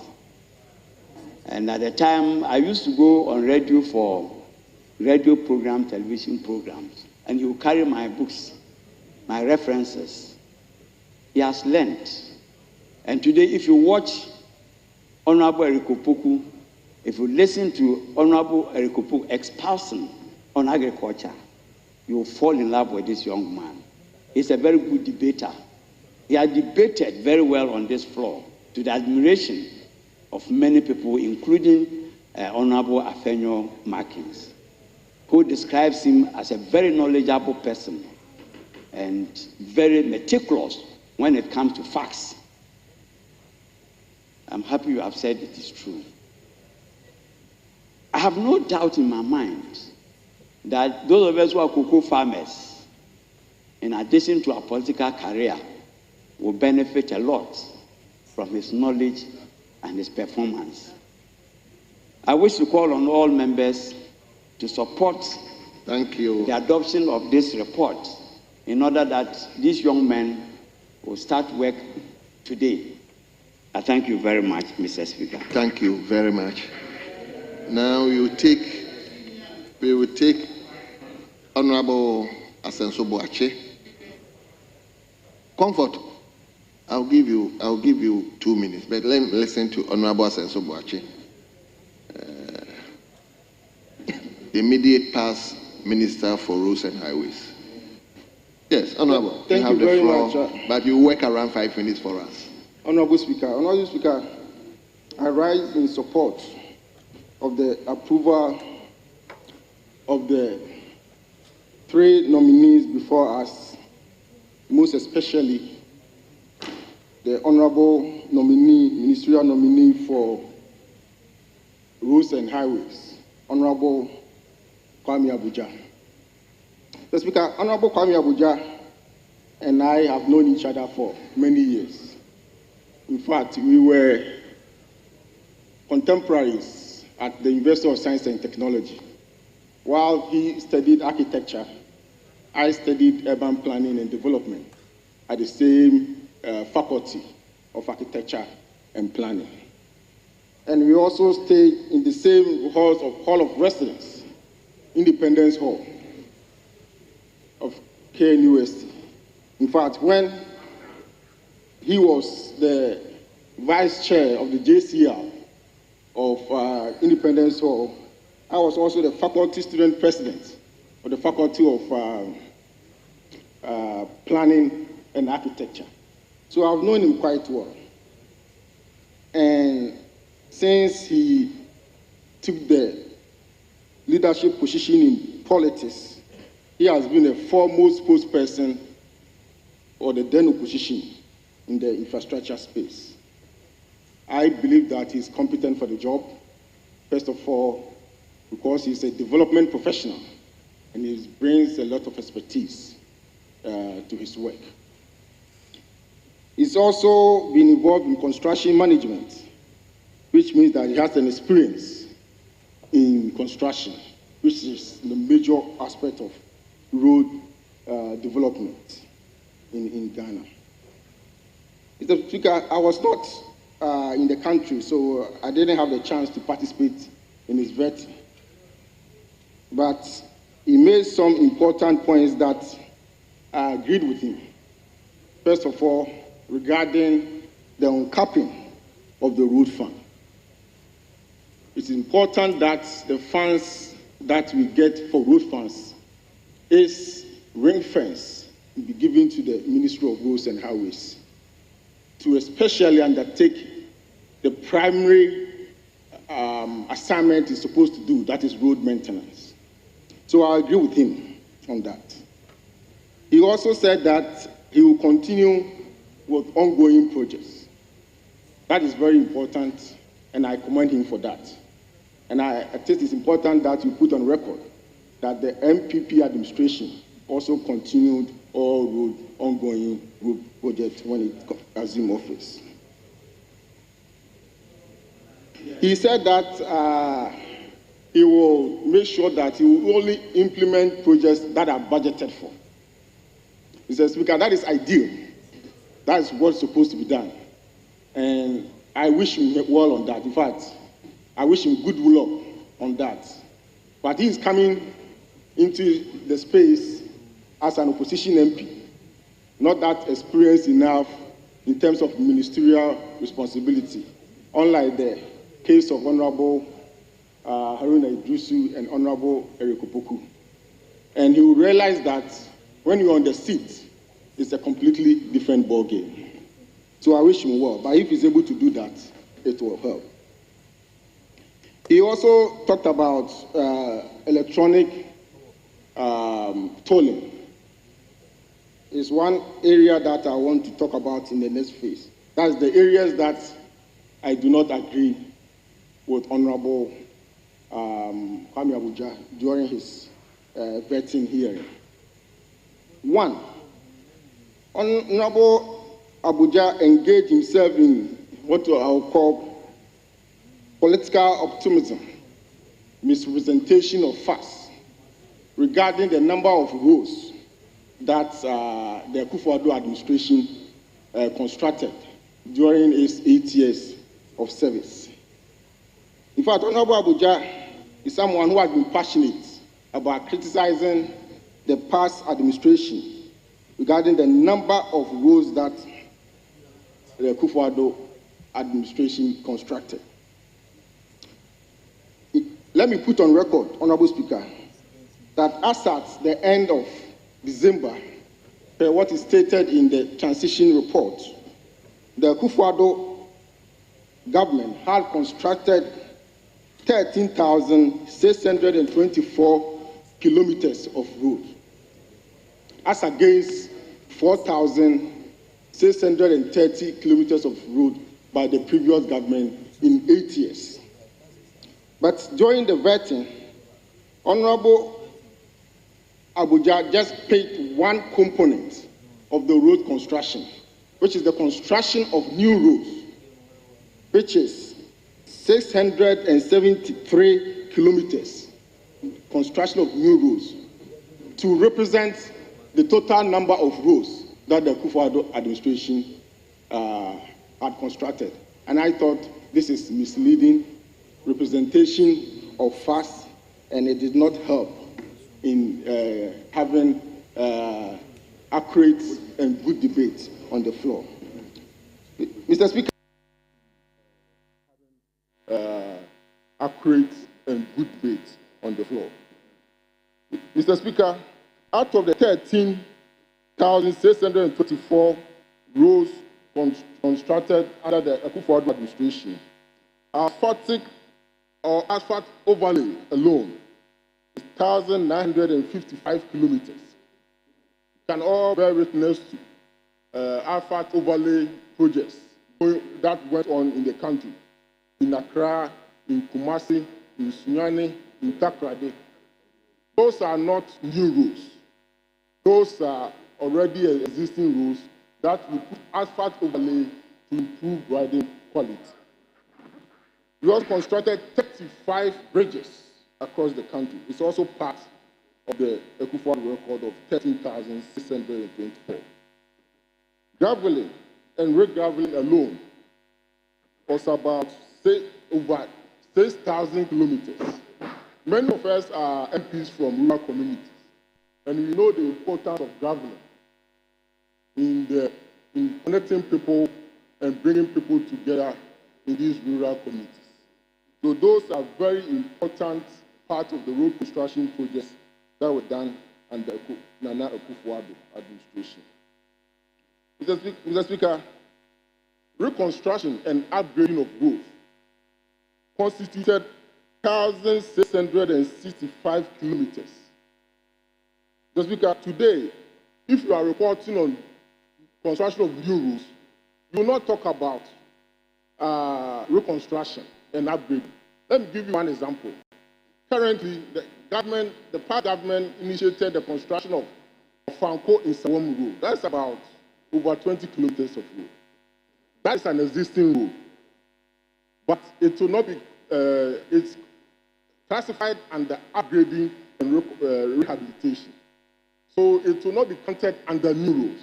But it's a major construction project with major funding. Today, there's Tema motorway reconstruction and upgrading. That is going to provide a facelift regarding the transportation network between the harbor city and the capital city. This will not be classified under new rules, but it's a major construction project that we know. And Honorable Abuja is somebody who is very experienced in this, a technical person, and he knows this. So I was very disappointed when he used just new rules to represent the total number of roads constructed under Nana Akufo-Addo. Honourable Minister, I think you have the opportunity to give us a lot of information regarding to the ministry. So, but for now, I think you've given us enough. Yeah, so, but it was important that I do that. No, that's why I've endorsed him. I mean, all of the people who have contributed, I gave them 5 minutes, but because I was interested in information. But Honourable Speaker, this notwithstanding, I believe that Honourable Abuja is competent and has the capacity to manage the very important Ministry of Roads and Highways. And I recommend that he's approved so that he can go and deliver and produce results. Thank you very much for the opportunity. Thank you so much, Honourable Hassan Sobochi.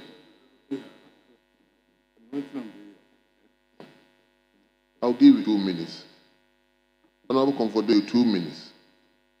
Honourable Comfordoyo, 2 minutes. Thank you, Mr. Speaker, for the opportunity to add my voice to the motion moved by the Appointments Committee. Mr. Speaker, to approve the nominees appointed by His Excellency John Dramani Mahama. Mr. Speaker, when it comes to Honorable Kwame Agboja, that's my immediate boss. He has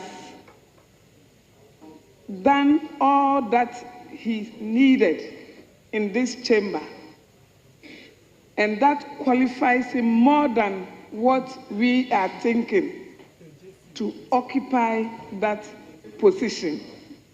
When it comes to Haruna Idrisu, that one there is very marvelous. And I know he's going to deliver to the satisfaction of Ghanaians. And when it comes to Eric Opoku, Mr. Speaker, if you look at the lineup, then you realize that we really have the men.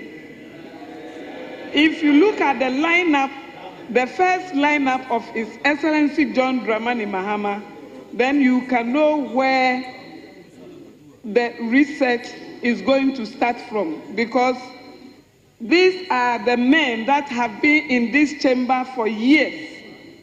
And being in this chamber for just 1 year is even more than enough. Because this is where from archaeology to zoology passes through. And they have learned a lot from here, apart from what they were taught in school.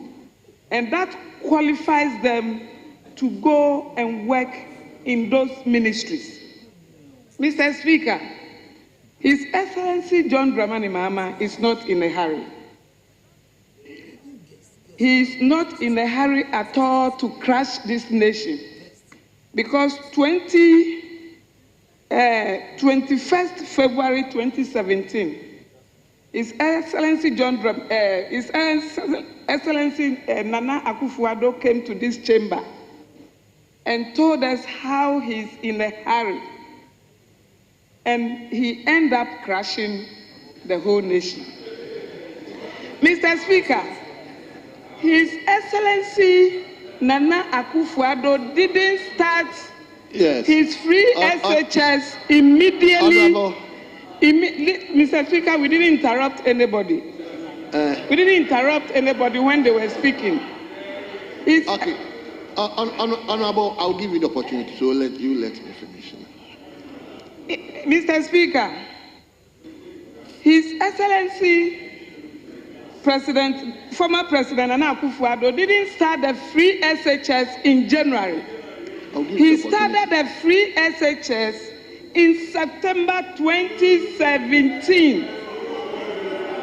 So therefore, His Excellency John Dramani Mahama in January cannot give any approval whilst his ministers have not been approved, because budget is yet to be presented in this chamber, and ministers are yet to take position. Mr. Speaker, if His Excellency John Dramani Mahama cannot refer a letter to a cabinet session of his Flagstaff House, how can he refer to students who are yet to even resume? Some of them are yet to resume, and he has not even taken full charge. He's yet to take full charge. How can we say he should go and then speak about those who are now entering the university? He has promised and he will fulfill the promise. With Haruna Idrisu in the seat, we know he is going to deliver when it comes to education. They are going to restructure the free SHS and make it attractive for every Ghanaian student to attend. Mr. Speaker, as Honorable Corinne Dada said, he mentored him. I love people who mentored people. And today, he has reached where he is. His first constituency was Gupegu Sabonjida. He did everything he could as a young man, and he has reached this level. Mr. Speaker, I know he's going to deliver. Honorable Kwame Agboja is going to fulfill the promise of His Excellency John Dramani Mahama. Contracts that were abrogated during 2017, all contractors will be moved to site to go and complete those jobs that were left for the good 8 years. From Kase to Adam for good 8 years. Contractor was being investigated, so now it's still the same. And nobody has touched that road. Mr. Speaker, we have not seen a bitumen for the old 8 years in Adam. And the cocoa rows that were abrogated that affected the farmers, and they couldn't bring their farm product from the farms to the market, and that has escalated the prices of the farm product. My brother Agboja is going to work on them, and we will see the massive improvement in this government. Mr. Speaker, please let me speak about Eric Opoku, because he is going to perform the magic when it comes to agriculture. So, Mr. Speaker, we have the men, and they are going to deliver, and they are going to make sure we move Ghana to the next level. Thank you, Mr. Speaker, for the opportunity. Thank you. Honorable Ahmed, will you say something? Mr. Speaker, I thought that the language that was used by my sister, that Nana Akufo-Addo had crushed the nation, was too high, and I didn't want him to continue on that tangent. Let us be decorous and use a decent language. Thank you, Mr. Speaker. Thank you very much, Honorable Senior Member. Yes. Speaker, I rise certainly to speak in support of the motion. And let me start off by saying that all three nominees performed fairly well. I listened to them in detail. Honorable Kwame Agboja, my good friend. And Speaker, let me not belabor the point. The former sector minister has dealt with a number of inaccuracies that were put out. And so I wouldn't spend too much time on that. Speaker, the three of them sounded very ambitious, which is very good. We on this side of the house will be watching. We will be watching. If indeed a review of the free SHS is not cancellation, time will prove. If a review of the free SHS is not cancellation, time will tell. There is a huge expectation out there. And you have said that all the good works of the new patriotic party led by His Excellency Akufo-Addo will Christ the nation. We hear you. We are just wishing you well. Speaker, in broader context, Kwame Agboja, who has displayed a lot of professional competence in the area of architecture, tried to answer most of the questions. However, a matter on the 10 billion infrastructure fund, a fund that you are promising $10 billion to support infrastructure. And mind you, infrastructure goes beyond roads, all manner of infrastructure. And you are the same people who are saying that you are going to reduce taxes. And you are the same people who are going to say that cost of living is going to go down. And you are the same people saying that the cost of KK is going to go down. And the size of KK will increase.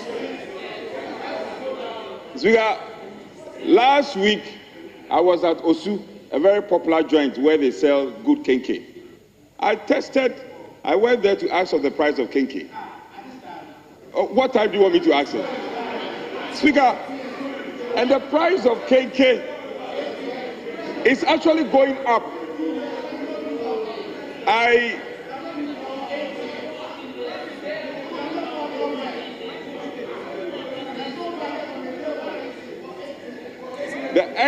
The ex-pump price of petrol and diesel is also going up. Well, we'll give you time. We'll give you time to form your government, and I know time will reveal your true colors. Time, it will reveal your true colors. Indeed, what you should be doing, the Honorable Agboja, what the Honorable Agboja should be doing is how he will get the balancing right. You have access to $10 billion. And you are saying that all the roads we started, you are going to complete them. And you are even going to add more to the roads we constructed. Is that not the case? We'll be watching. Now, you know that in this fourth Republican Constitution, under this fourth Republican Constitution, it is only the MPP, the New Patriotic Party government, that has implemented the free SHS successfully. MPP. Under the fourth Republican Constitution, it is the New Patriotic Party that has successfully implemented the free SHS. True or false? True or false? We know your review certainly means cancellation. Your review certainly means cancellation. We will just be watching. If indeed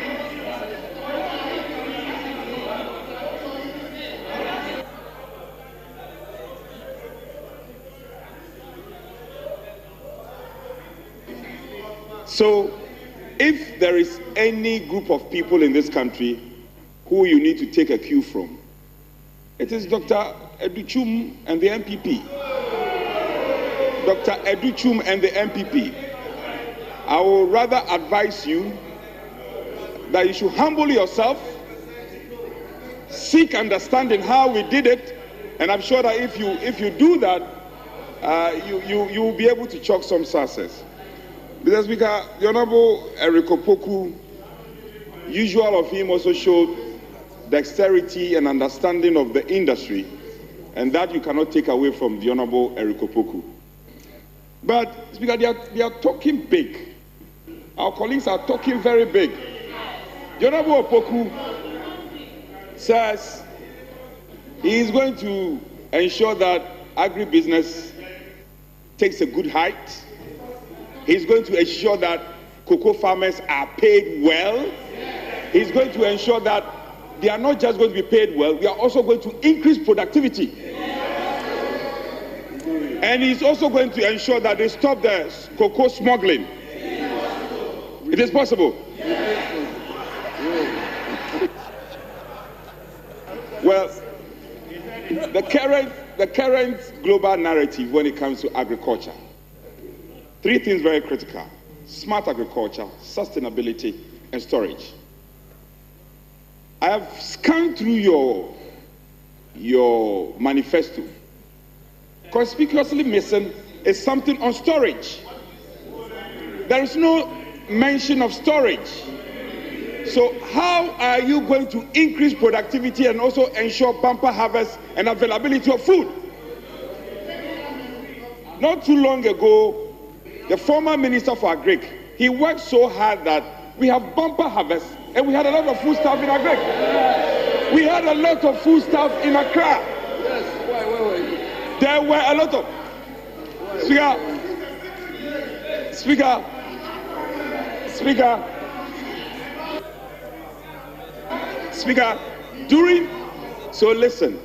during the bumper harvest, I traveled from Insawam to Accra to get some plantain for domestic use. Then I saw a number of my colleagues on this side with their cars parked, waiting to buy plantain and other food stuff. And today they are saying that they will not recognize the good work of the New Patriotic Party. I only pray and wish you well. I'm only praying and wishing you well. The Honorable Kwame Agboja, who is promising to do all the roads, I hope our approach will not be partisan. It is not going to be partisan. We are going to put on the cap of patriotism, look at the road needs of our country, especially in the hinter areas where foodstuffs are produced. We want to see more asphalt roads, not just in Accra, in other parts of the country where roads are linking production centers for agriculture. Speaker, the linkage between roads and food supply and reduction in the cost of food is so clear. It's so clear. And we are only bidding our time. Climate change, which has become a very topical matter, is haunting us. Dr. Rikopoku, with all his knowledge, could not situate the concerns about climate change and what solutions the NDC is going to profess in dealing with this matter, reducing the sustainability of food productivity, and also ensure that there is abundance of food. If for nothing at all, at the agric sector, under the New Patriotic Party, we had a lot of food. A lot of them were made available at the ministry, and people were traveling all over the country to come to the ministry and buy food. They traveled from all over the place, came to the ministry to buy food stuff. Please. Mr. Speaker, I'm speaking in support of the motion, but these are important lessons that we want to nudge and draw our colleagues' attention to. Please, you have 4 years to perform. You have just 4 years to perform. I'm praying that Honorable Haruna Idrisu, Honorable Kwame Agboja, and Honorable Erikopoku will live up to the billing. When they succeed, the country succeeds. We pray that they will live up to the billing, they will deliver on the deliverables, and very soon the price of kenke will indeed come down. And also the size of kenke will increase. Mr. Speaker, with these words, I want to support the motion and to support the adoption of the report. I'm grateful, Mr. Speaker. Honourable members, at the conclusion of the debate,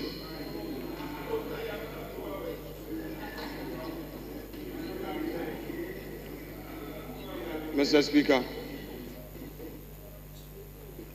I have seen my respected colleague, the first Deputy Speaker and Chair of the Appointment Committee.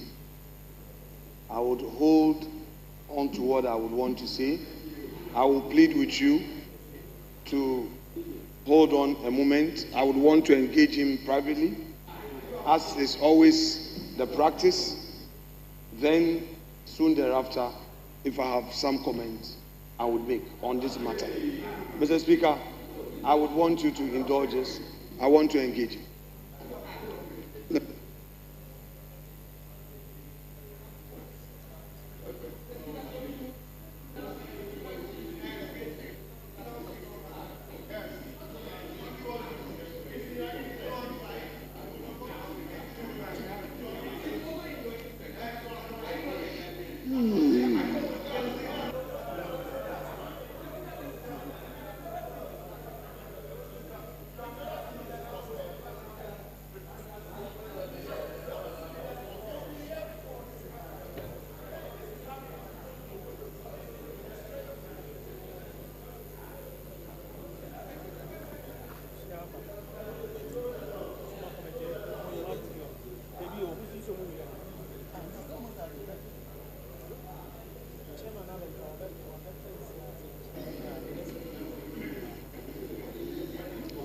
Leader, can you keep your discussion outside whilst we go on?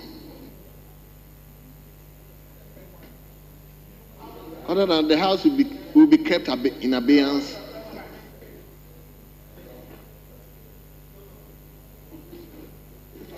Mr. Speaker, my humble suggestion is that looking at the numbers in the chamber,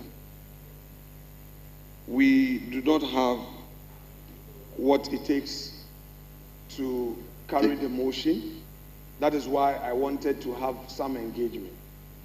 But we've closed the debate. We are done with the debate. We would have to perhaps do some further engagement and know the direction we are going. But as it is, if you look at the numbers in the chamber, we don't have...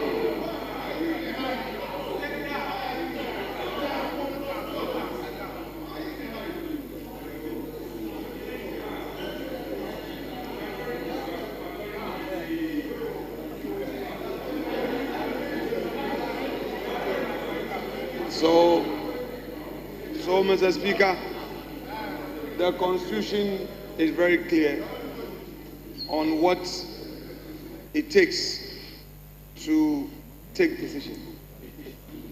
And I would want to strongly make the appeal to you that looking at the numbers in the chamber, we don't have what it takes to take a decision on the 3 nominees.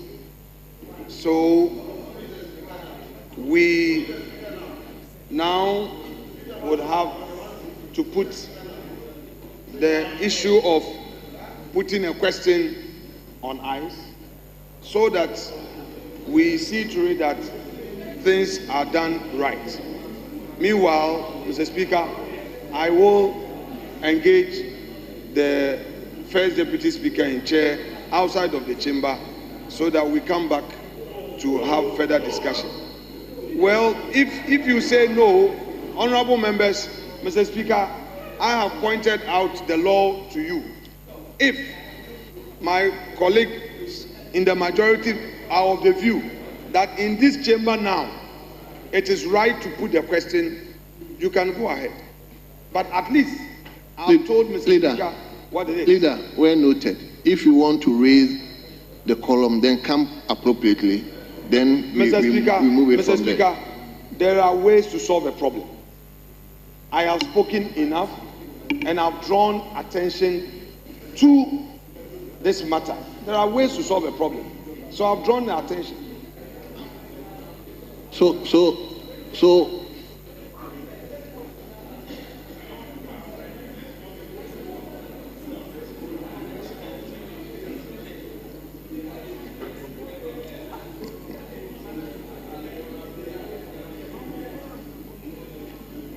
yes, Honorable Buama. Mr. Speaker, I believe if you look around, we don't want a situation where a decision is taken and is challenged. It will not be in the interest of the House. Let a chair of the Appointments Committee who moved the motion and the ranking member confer. The rules permit you to even suspend the House so that the majority can do the needful. I beg of you. That is another way. Otherwise, there are decisions and constitutional provisions as to the number that can take a decision. And we know. Honorable Member, I share your view, but what I'm saying is, then you invoke the right constitutional provision. If we have to ring the bell and see where the members are in their rooms, they can come. Other than that, then we go ahead and adjourn the House. Mr. Speaker, that's why I'm begging of you to at least suspend the House for 10 minutes. Just 10 minutes. I'm sure we'll find a way around it. Yes, Honorable Susu. Thank you very much, Right Honorable Speaker. Mr. Speaker, as a matter of practice, I believe that when debates are over, what is required by our standing orders is that you put the question. When someone seeks to challenge the voice vote after you put the question, the person may call for division, the bell is rung, and we give ourselves time to have our members in here. Mr. Speaker, I think this practice of asking the House to suspend just because someone has done an observation and is of the view that we don't have the number, Mr. Speaker, I don't think that is borne out of the procedure of this House. So, Mr. Speaker, I respectfully pray that you put the question so we move forward.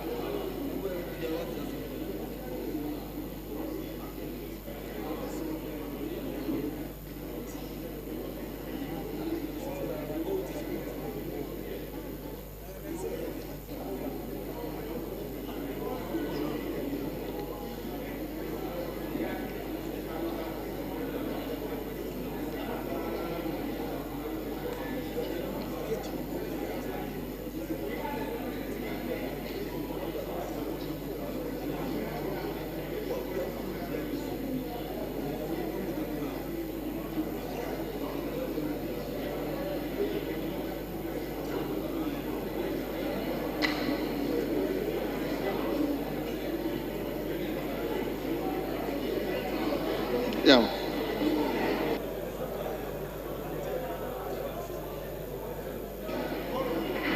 Honorable members. Honorable members.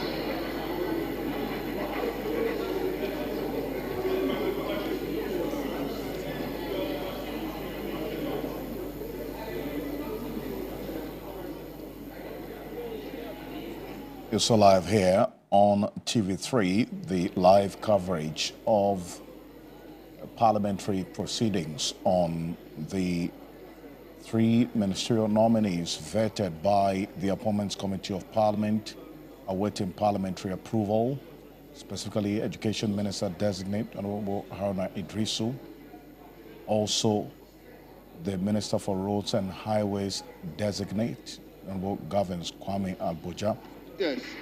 Also vetted yesterday. Honorable members. And Eric Opoku, the Minister for Food and Agriculture Minister Designate. To suspend the House for These 3 are awaiting approval. We just heard the Minority Leader, Alexander Abenyomakin, raise a question about numbers as to whether the members of Parliament present had the numbers to take decision on whether or not to approve these persons. And per the Article 104(1) of the 1992 Constitution, which states, and I quote, "Except as otherwise provided in this Constitution, matters in Parliament shall be determined by the votes of the majority of members present and voting, with at least half of all the members of Parliament present." Now, what we're seeing on the screen right now, Alexander Abenyomakin raised concerns based on his observation that the members of Parliament therein present may not meet this particular requirement of Article 104(1) of the 1992 Constitution. Quite a number of empty seats, as we're seeing there right now. The mood of the House, let's cross over back to Parliament. Mr. Speaker, is that the question be put. That's the mood of the House. Mr. Speaker,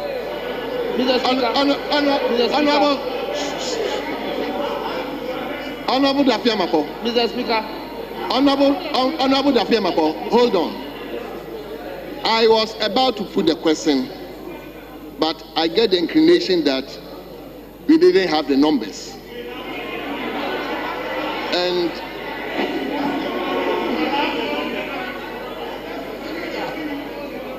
honorable members, will you listen to me?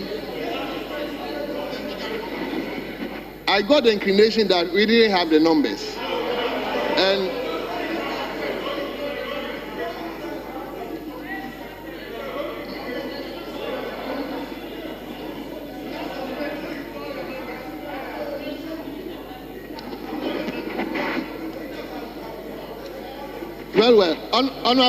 honorable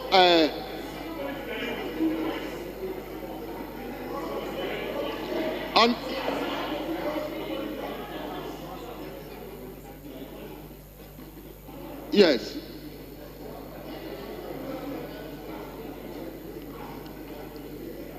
Honorable member, hold on. We will.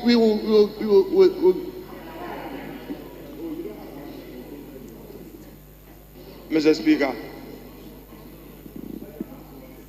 our duty is to assist you in ensuring the peace of this house. Have the commitment of the minority in this important endeavor. I did indicate that I was going to engage my respected colleague, the chair of the appointment committee.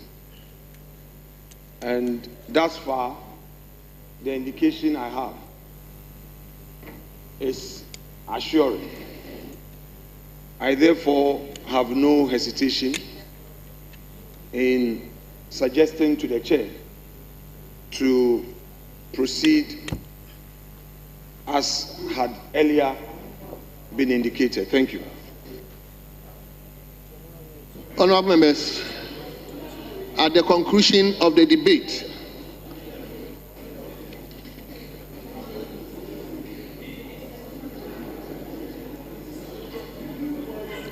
the question is, all those in favor that motion listed 13 in today's order paper be adopted, say aye. All those against, say no.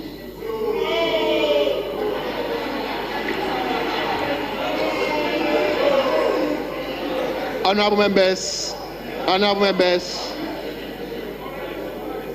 it's obvious the ayes have it. The motion is hereby adopted. And that this Honorable House has adopted His Excellency the President's nomination of Honorable Kwame Govins Abuja as Minister Designate for Ministry of Roads and Highways. Honorable Haruna Idrisu as Minister Designate for Ministry of Education. And Honorable Eric Opoku as Minister Designate for Ministry of Food and Agriculture. Honorable members, on behalf of the House, I would like to extend a word of congratulations to our colleagues. I think the three nominees or minister designates are all members of the House. We believe they will make us proud in their ministry that they are going to head. Leadership.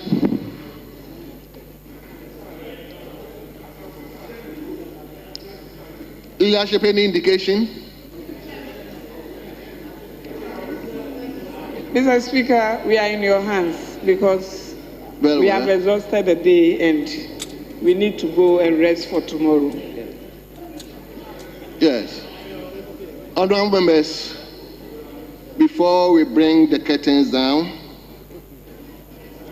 kindly allow me some space to express a word of gratitude to the leadership and to you, honorable members of the House.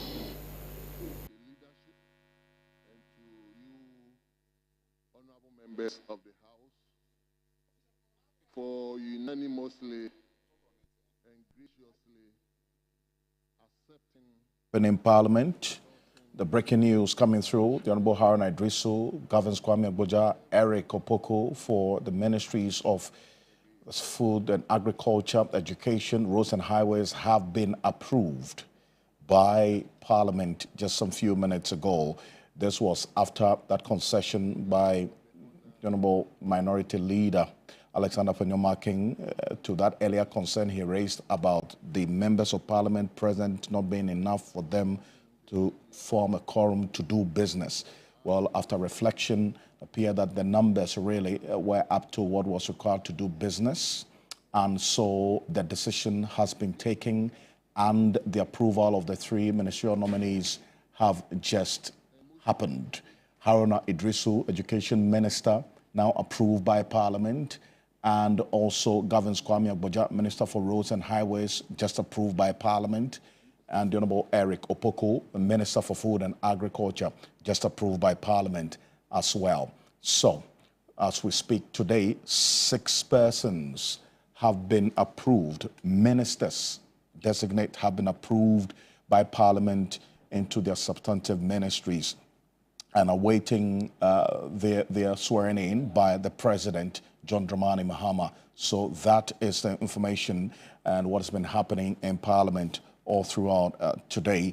And we've been keeping eyes as well on the happenings at the Appointments Committee of Parliament, as we're learning that 2 other nominees, as expected, will be vetted today, before close of day today. But for today, Dr. Kasil Atoba Forcing, the Jumako Nyanesiam Member of Parliament, has been approved by Parliament as Finance Minister. John Abdullahi Jinapo, the Jape Kusol Member of Parliament, has been approved as Energy and Green Transition Minister. And also the Honorable Dominic Akuritinga Ayene as Attorney General and Minister for Justice, approved by Parliament. These are what you see on the screen right now. And just minutes ago, we also have Governs Kwame Agboja, Roads and Highways Minister, approved. Haruna Idrisu, Education Minister, approved. Eric Opoku, Minister for Food and Agriculture, approved by Parliament. So we have 6 ministers designate approved by Parliament. And as we do know now, Agnes Na Momo Late, the Gender, Children and Social Protection Minister, is standing by at the Appointments Committee to be vetted next before the business of that committee is also brought to a close. There are 2 ministerial nominees expected to be vetted before that appointment committee's business is brought to a close today. So we're keeping an eye on how things are playing out at the Appointments Committee of Parliament. And now the Parliament itself, that's the plenary and the business that was taking place there, has ended. Effectively, the parliamentary sitting today has ended with the approval of these 6 persons, the 6 ministerial nominees of President John Dramani Mahama. And those are what you see on the persons you see on the screen right now. Governs Kwame Agboja, Minister for Roads and Highways. Haruna Idrisu, Minister of Education. Eric Opoko, Minister of Food and Agriculture. And then also Kasil, Dr. Kasil Atoforsin, Finance Minister. John Abdullahi Janapo, Energy and Green Transition Minister. Dominic Akuritinga Ayene, Attorney General and Minister of Justice. All these 6 persons have been approved by Parliament today. And so that is the information as we have it right now. And today there were some earlier announcements of some appointments also by President John Dramani Mahama. So far, 42 ministers have been nominated by President John Dramani Mahama. 6 of them have been approved by Parliament as we speak, and with some 8 persons who have gone through the vetting by the Appointments Committee. What we have on the screen right now is the Appointments Committee members also readying themselves to vet the next nominee, whom we're learning is the Gender, Children and Social Protection Minister designate, that's Dr. Agnes Na Momo Late, who is the Krowo Member of Parliament and is expected to appear before the Appointments Committee shortly. And already some persons who are there to support her have taken their seats. And so in a minute, we would have the chair of this Appointments Committee, who is also the first Deputy Speaker of this 9th Parliament, the Honorable Bernard Ahiafo. Kachi South Member of Parliament, together with the other members of this particular committee. That's the minority leader, the Efutu MP, Alexander Afenyomakin, who is also the ranking on this Appointments Committee of Parliament, together with Emmanuel Ama-Kofi-Boah, who is also a leader of this particular Appointments Committee. But before today, this announcement that came through, he has also been nominated for the Ministry of Lands and Natural Resources, Emmanuel Ama-Kofi-Boah. The list that came through today from the presidency, he currently is the deputy majority leader in this 9th Parliament. But with the information and the announcement today from the presidency, Emmanuel Ama-Kofi-Boah, the Elembele Member of Parliament, has been nominated for the Ministry of Lands and Natural Resources. So what that effectively means is that the leadership of this, of the majority in this 9th Parliament, there's only one person standing as we speak. We're talking about the Ada Member of Parliament, Comfordoyo Kujo, who is a 2nd Deputy Majority Whip, who is the only woman standing as we speak in the leadership of this 9th Parliament for the majority. We have Gavin Kwame Abuja, the Majority Chief Whip, who has now been approved as the Minister for Roads and Highways. Also, the Majority Leader, Dr. Kassi Lato-Forson, approved as the Minister for Finance. And then also his deputy, Emmanuel Ama-Kofi-Boah, has also been nominated as Minister for Lands and Natural Resources. And so effectively, this is what is happening with the leadership of the NDC majority in this 9th Parliament. But let's do a quick recall of exactly what Haruna Iddrisu said with respect to some of the answers given to questions specifically about that promise of the no-fee stress, as was promised by the NDC in the run-up to the 2024 elections. Take a look. Of President Mahama, I'm sure his Minister of Finance, if this House approved the Honorable Lato-Forson, will present the reset budget of the government. It will include some provision of some 345 million cedis to cater for admission fees for students undertaking courses in the normal subject areas, not professional areas like medicine. And for President Mahama, this is a model to experiment. You will look at it. How do we fare as a country? If it is possible for expansion, then he will expand it. And he's not asked that if you are able, you should not. We know that some students have already paid their admission fees. It will be refunded to them, Honorable Leader.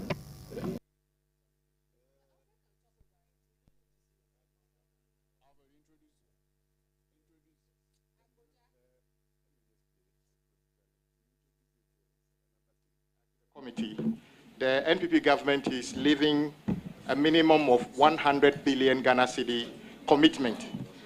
What you should be worried about, though, is that in that same document, they are saying that certificates unpaid as of today from GOG amounts to about 20 billion Ghana cedis. The ones with road fund is about 15 billion Ghana cedi. What you should be more worried about, my brothers and sisters and colleagues listening to us from outside of this hall, is that if you take the indebtedness up to 2025, which is the road fund debt alone, out of the 15 billion, look at these details. In 2018, we were owing about 113 million Ghana cedi. The interest on the 113 million Ghana cedi this year will be 665 million Ghana cedi. The debt was 113. The interest on the 113 is 665 million. When you take 2019, 210 million. The interest on the 230 million is 960 million Ghana. 2020, we were owing 424 million.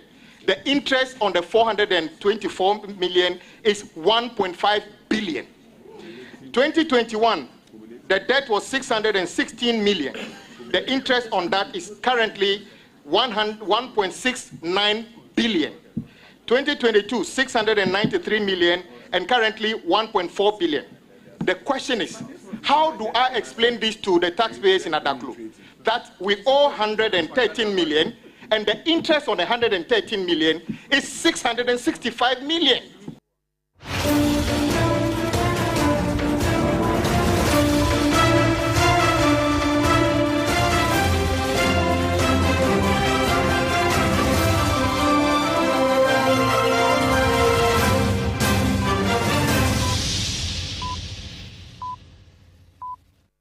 Good evening, it's News 360 coming to you live from the News Hub here at Adesawe Kanda. I am Portia Gabo.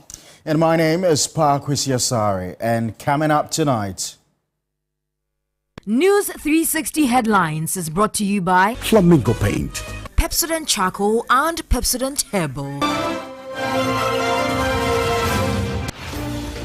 Parliament approves 6 of President Mahama's ministerial nominees, with 2 others set to be vetted this evening.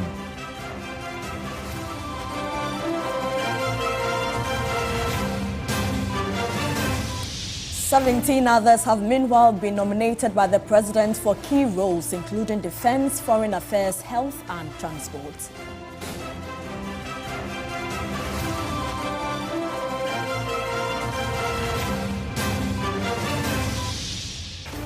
Also coming up tonight, juvenile in Kaswa ritual.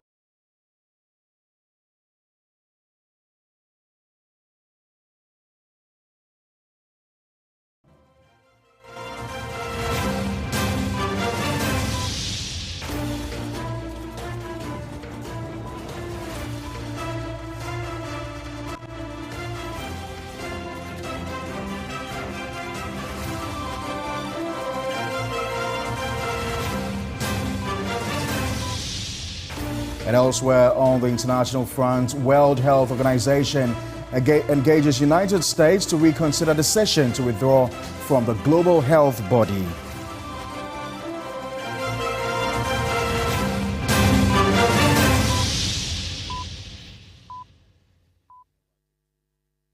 We've got details of these stories plus many more coming up in the next 60 minutes. Remember, we're streaming live on Facebook. We're also live on your DSTV channel 279. You can join us with your views, comments and suggestions on any of our top stories this hour. Feel free to visit any of our social media pages on Facebook and on X. Now, it's been a very busy day. Lots of activities at the presidency. The president, as you may be aware, has released his large batch of ministerial nominees. Indeed, we know there's expected to be a vetting exercise this evening in Parliament. Now, my colleague Alfred Okansei has been monitoring all the appointments since it started about a week or two ago.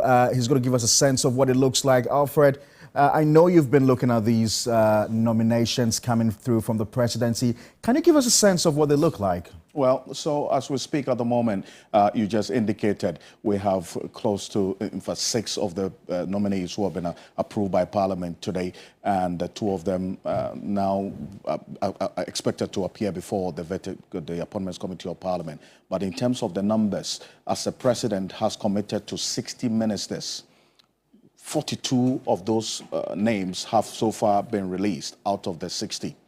Now, 18 of them expected. This 42 makes up the substantive ministries. Right. So what is expected from the 18 left is that it's going to be deputy ministers. Right. So the question about gender and so on is one that has also been very topical today. You heard Alexander Penyoma raise that particular Talking about issue affirmative action earlier today. and why we're not having a lot more women occupy positions. And that particular law requires at least 30% at the least of representation. But as we speak, if you do the mathematics, you know, John Mahama is just below that particular 30% threshold. But this is what it looks like in terms of the gender breakdown based on the numbers and the persons that have been announced so far, the 42 out of the 60. 7 women and 35 men. Out of the 7 female or women nominees. 2 of them are going to appear before the Parliament's Appointments Committee shortly. But this is how the picture looks like. 35 of them are men, 6 of them have been approved by Parliament today, and also 7 women. And then out of the 42 we have in the numbers and the names so far, there are 24 of them who are members of Parliament. This is expected because by the constitutional provision, the President is required to appoint more than 50% of his ministers from Parliament. So you see clearly that that particular one also, that box is going to be ticked. But if you look at the conversation about some aspects of the Constitution that many think should be reviewed, this provision in the Constitution requiring that more than 50% of the President's ministers should be chosen from Parliament is one that many think that has outlived its relevance, that has to be reviewed and expunged from the Constitution, because many think that it weakens the legislature's oversight role over the executive. If a number of more than 50% of the executive's ministers are coming from Parliament, obviously they're going to really look at the interest and push the interest of the executive over and above their oversight role as a legislature. But as the numbers look right now, 24 out of the 42 that have been announced so far are members of Parliament. And also, this is the breakdown. As we speak, all 16 regions have their ministers named. They are not part of the outstanding, as we're saying right now. 16 ministers, the regional ministers designate have been announced. Then also, we have 23 appointees that have been assigned to various ministries. And then also, there are appointees who have been designated only as ministers of state, 3 of them. And that includes Felix Kwatiofosu. There are many who were raising questions about what is going to be happening to the information ministry that has been scrapped. Because if you look at the 23 ministries that were announced by John Mahama, one that is going to be working with the information ministry was not part of it. But then again, government would have to engage in some information dissemination to the public from the presidency. Since John Mahama was elected as president and eventually sworn in, it is Felix Kwatiofosu who has been in charge of that particular spokesperson for the transition team from the presidency to the public. Deborah Sebu Kwamankese, member of Parliament, and he is part of the 3 persons who have been appointed as ministers of state. And also, we're seeing one that is specific to climate change as well. That has generated a conversation as to what that particular minister of state in charge of climate change is going to be doing as against what is expected of the Minister for Environment, Science, Technology and Innovation. All of that detail would have to be spelled out, and I'm sure that these are questions that when these ministers of state appear before the Appointments Committee, they will definitely be asked. And what's the way forward? We're expecting some 18 more persons to be appointed by the minister and by the president, beg your pardon. So these 18 persons, all things being equal, by close of day, either today or tomorrow, we're expecting Felix Kwatiofosu to release another statement with the names of these persons. Because bear in mind, President John Mahama has indicated that he was going to appoint his full ministerial portfolio or nominations before the end of the 14 days. And 14 days exactly today, right? So maybe we'll give him some respite. By close of day tomorrow, these 18 outstanding persons will get to know who exactly they are.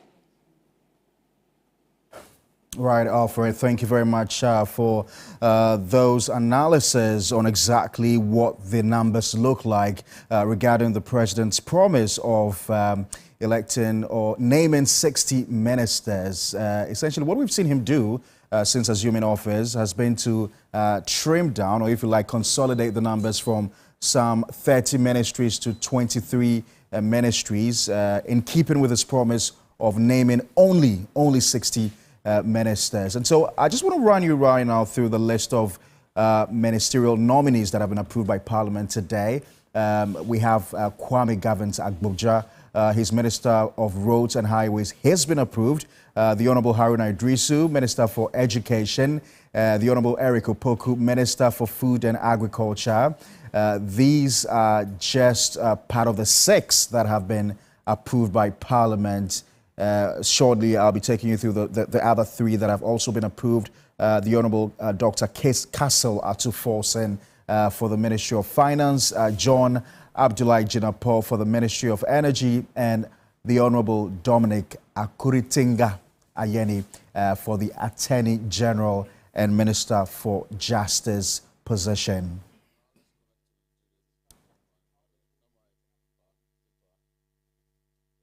All right, so let me take you live now to Parliament. Parliamentary correspondent Judith Brown has been in Parliament monitoring all the discussions. Judith, so what can you tell us about this evening's debate?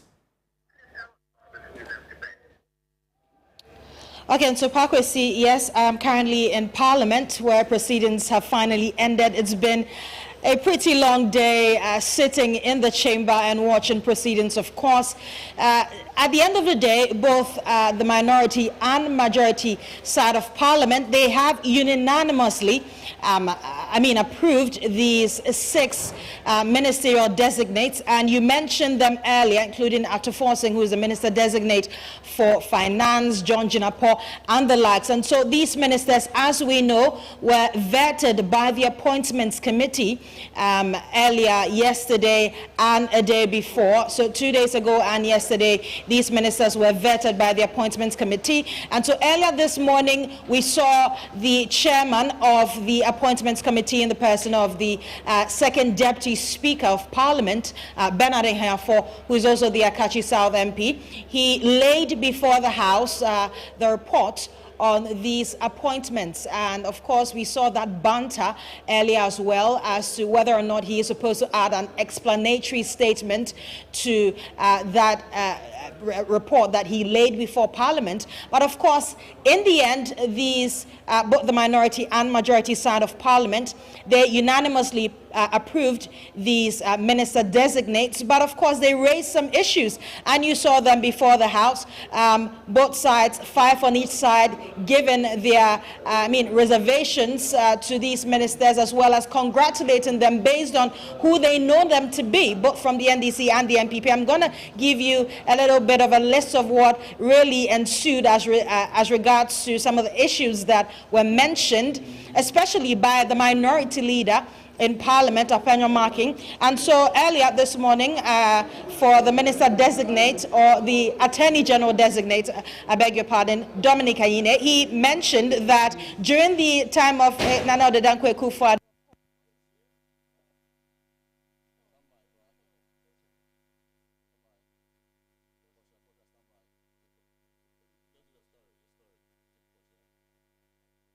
Judith Brown reporting live from Parliament. In more news tonight, Nagrat and UTAC have backed calls by the Education Minister Haruna Idrisu to ask a matter of urgency and cap the Ghana Educational Trust Fund, GET Fund. According to the 2 teacher unions, this will afford the ministry the opportunity to access adequate funding to support education in the country. Meanwhile, the unions have again supported the decision by the minister to earmark 20% funding for education. A report by Daniel Opoku.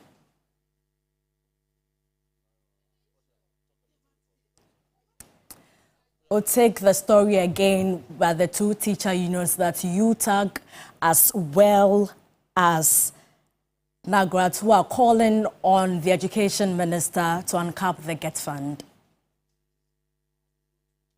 In November 2021, government capped the GET Fund to 25%, claiming that the remaining funding would be used to finance other projects.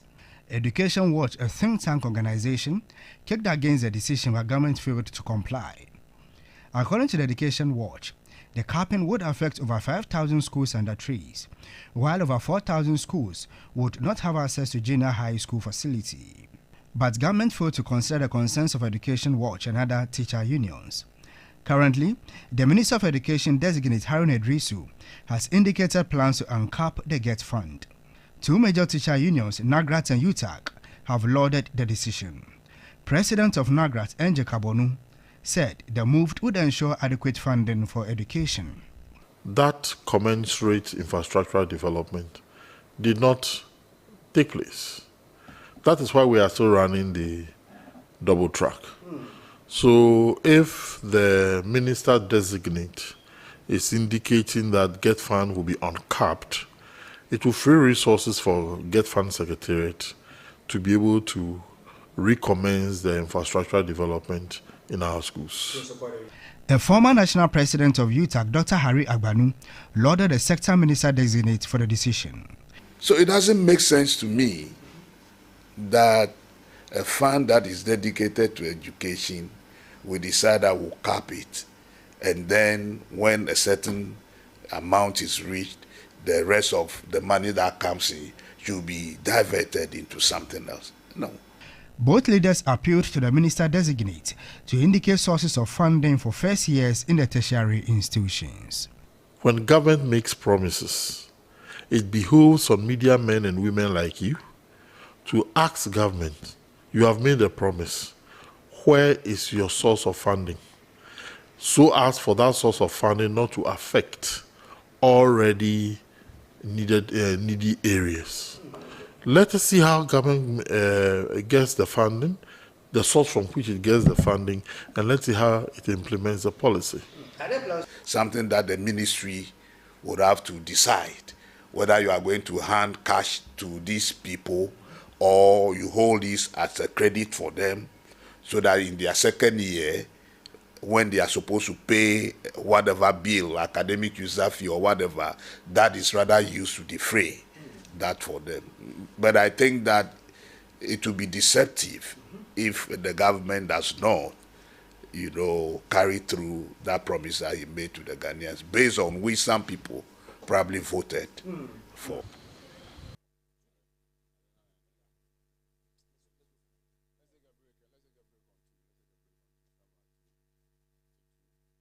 A reminder, still watching News 360.